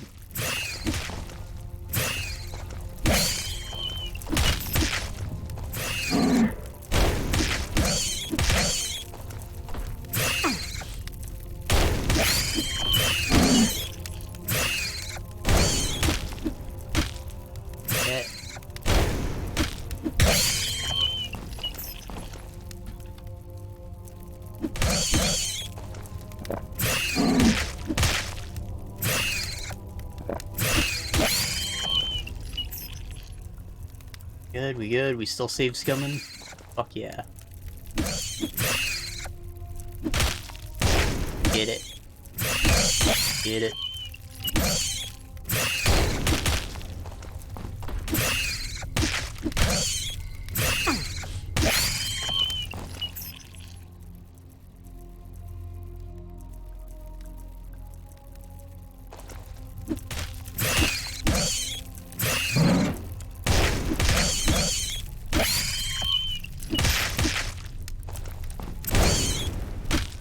I think this is the last spider.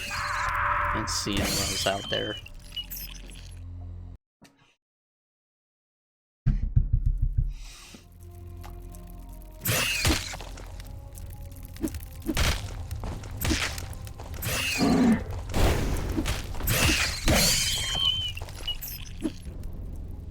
Fuck!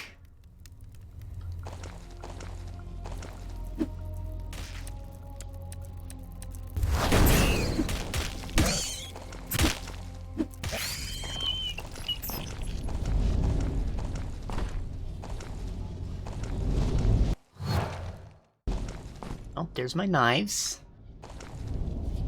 It's some of my knives. I'm missing two. It is. I got my schnives. Oh. Okay, so we won that, but that sign says that there's another choice. And it looks like once you've given up on one of your choices, it's not gonna put you back. So, like, I'm gonna, like, save and then see what our other option is. Just a peek. It might only be the two. Like, where the hell are we? Level 11? What the fuck? The vault is level 8. That's where the other one was, I think.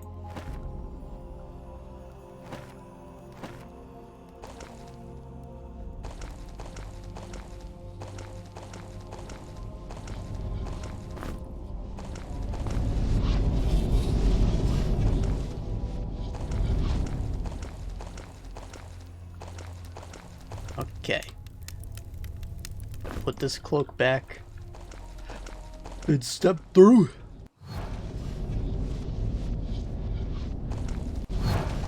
Alright, so we don't get to leave until we make a choice. What happens if I just, like, put some fucking junk on this, though? Nah, I want my scroll back then, you son of a bitch.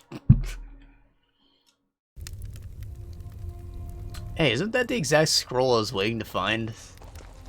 Yeah.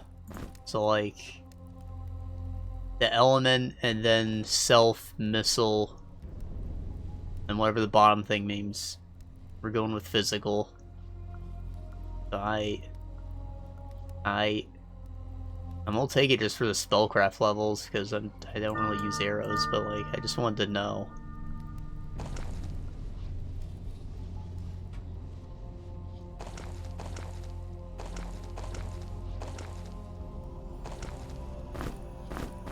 We're like archaeologists. Figuring out hieroglyphs and such. 1 flask and 1 blood drop. Alright. The energy potion came in clutch, low-key.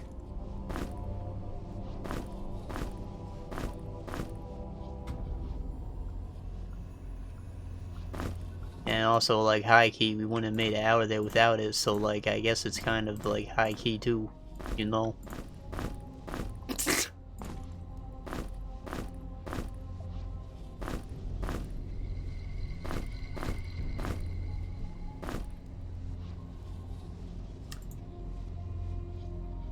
It's funny, because that's not how I talk. Okay.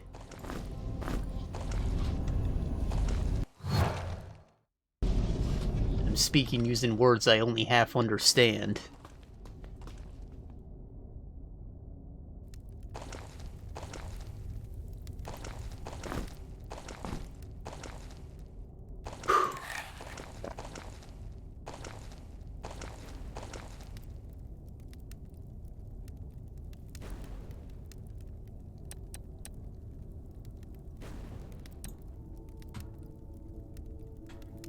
Okay, we made it out alive. Wonderful. Do we take on Slime Boi?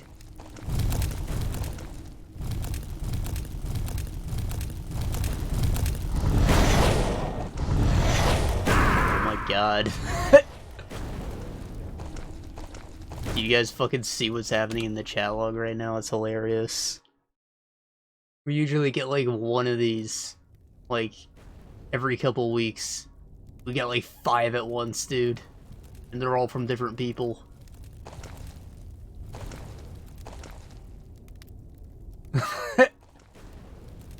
Ooh, funny.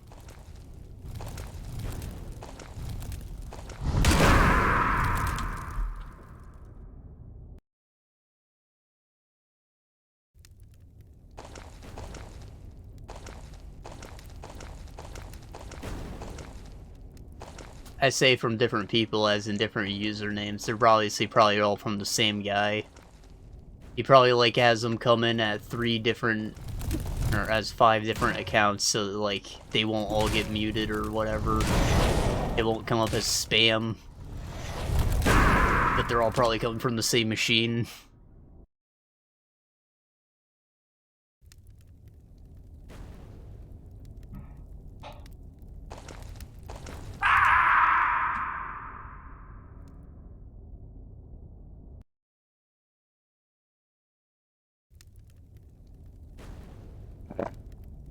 Drink that.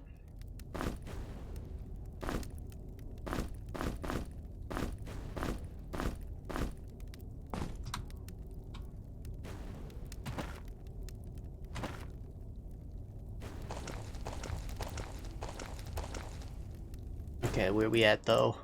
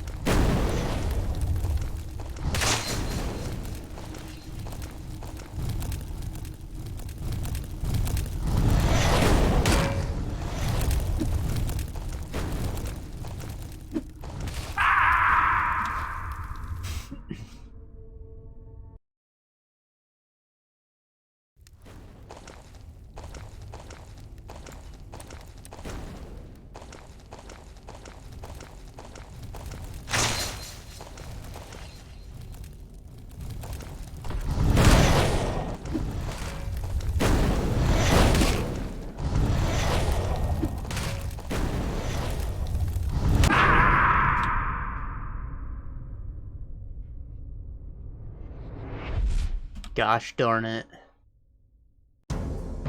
Are we on time? 3.5. Actually less than I thought we were at. I want to clear out this room, and then we're not gonna kill Slime King. But we can try.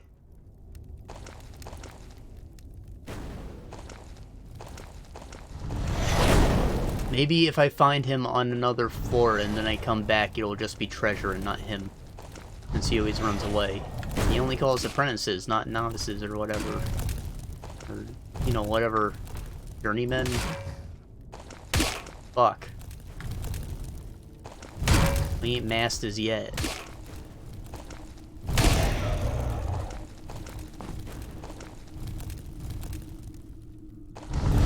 Oh, I walked right into that!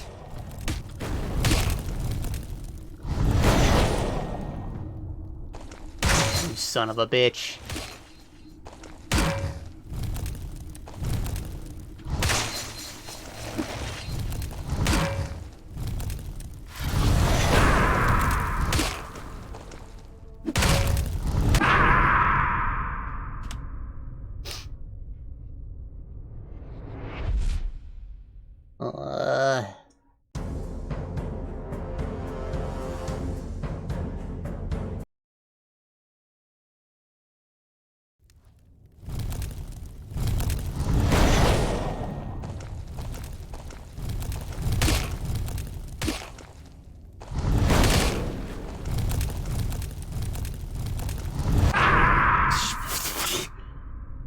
He wanted us!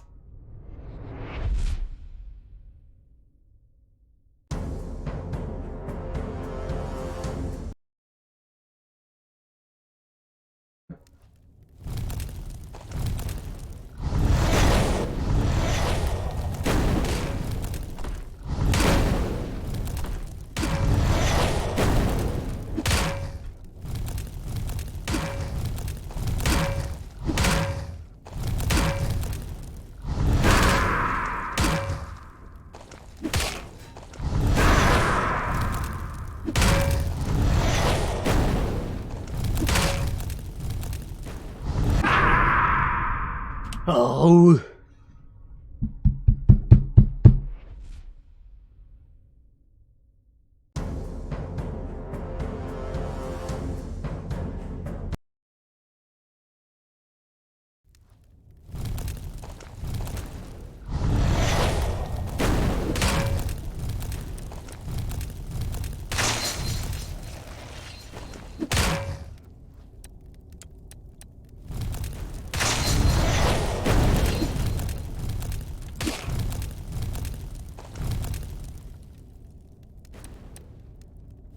Where you gonna go, bitch? Where you gonna go, bitch? Got him. Finally. Finally. I know there's a third boy. Do I even want to wait? Think about it. Golden Grave.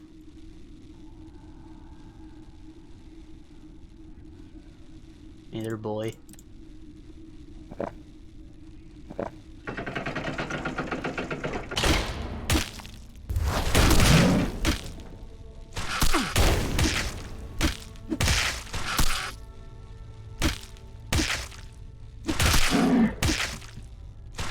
If I use an ice thing, will he freeze? No, he doesn't take damage from it. What the fuck?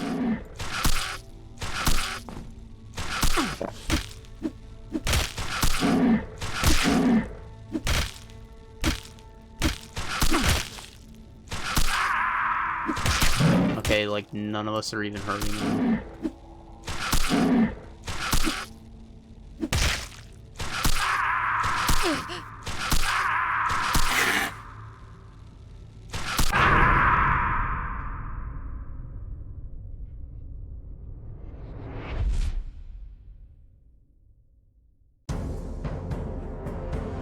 Okay, so part of me thinks that that's not even what we gotta do. But also, like, we could try going in there with the message. See if that changes anything, but there also might be like a hidden button somewhere to like get the fuck out of there. Because it really seems like it doesn't want us to be able to hurt him.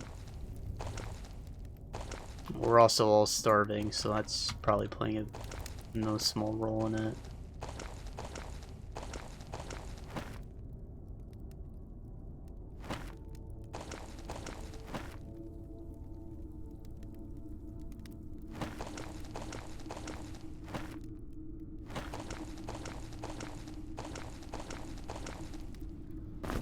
Okay, take that.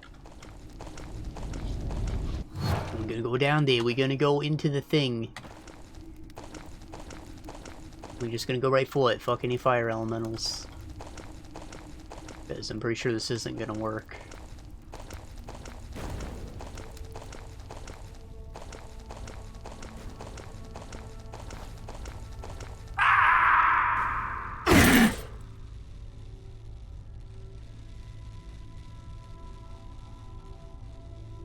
Hey, bud.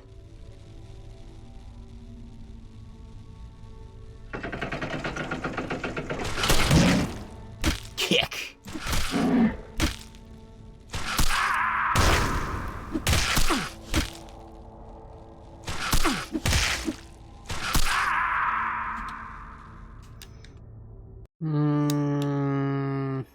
Alright, well I have a couple Grim Caps we can eat. I still don't think that we're actually going to win the fight. But it would be cool. Would be pretty cool. Don't you want to be cool?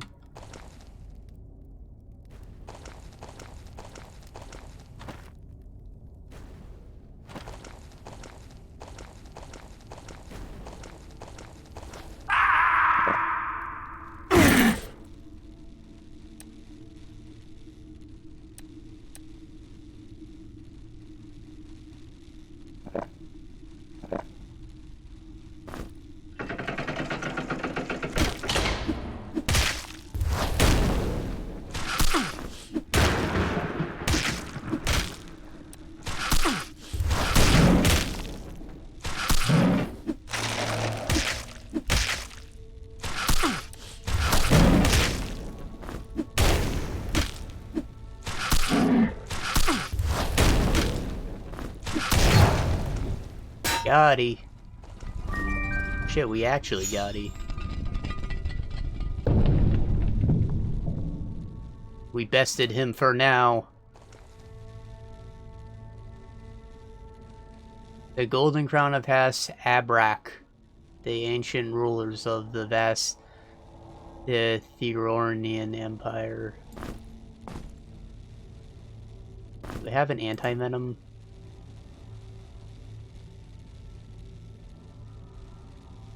Tarbead and Slime Bell. Antidote.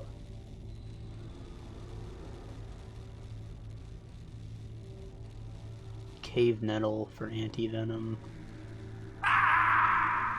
Yeah. Yeah, I saw that coming.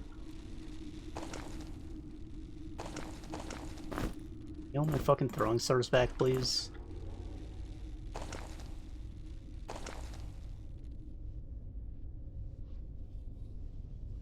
Whatever, looks like I can still mix up potions, so that's cool. Let's just do that, you know?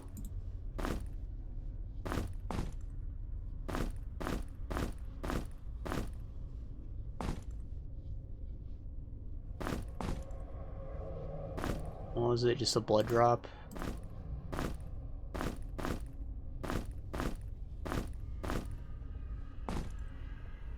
Probably why it's the witch's flower, because it's a mana potion, you know? I had all my food in the treasure box, guys. We're fine. Holy...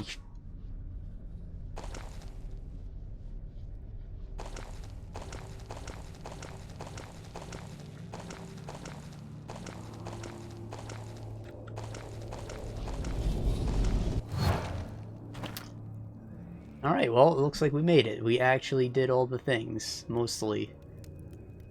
So Sunday confused me. There was... When I read about what was in here, like, I just wanted to make sure that I didn't have to actually fill this whole room up, and I was correct. But there was a hidden button somewhere along the walls, just like elsewhere, and that was supposed to lead us to that frostbite necklace that we found. Now, obviously, the treasures have been moved around for this version, but what could possibly be there now? I have no idea. Maybe one of the keys. We still only have the one key, which we spent on our, you know, our choice.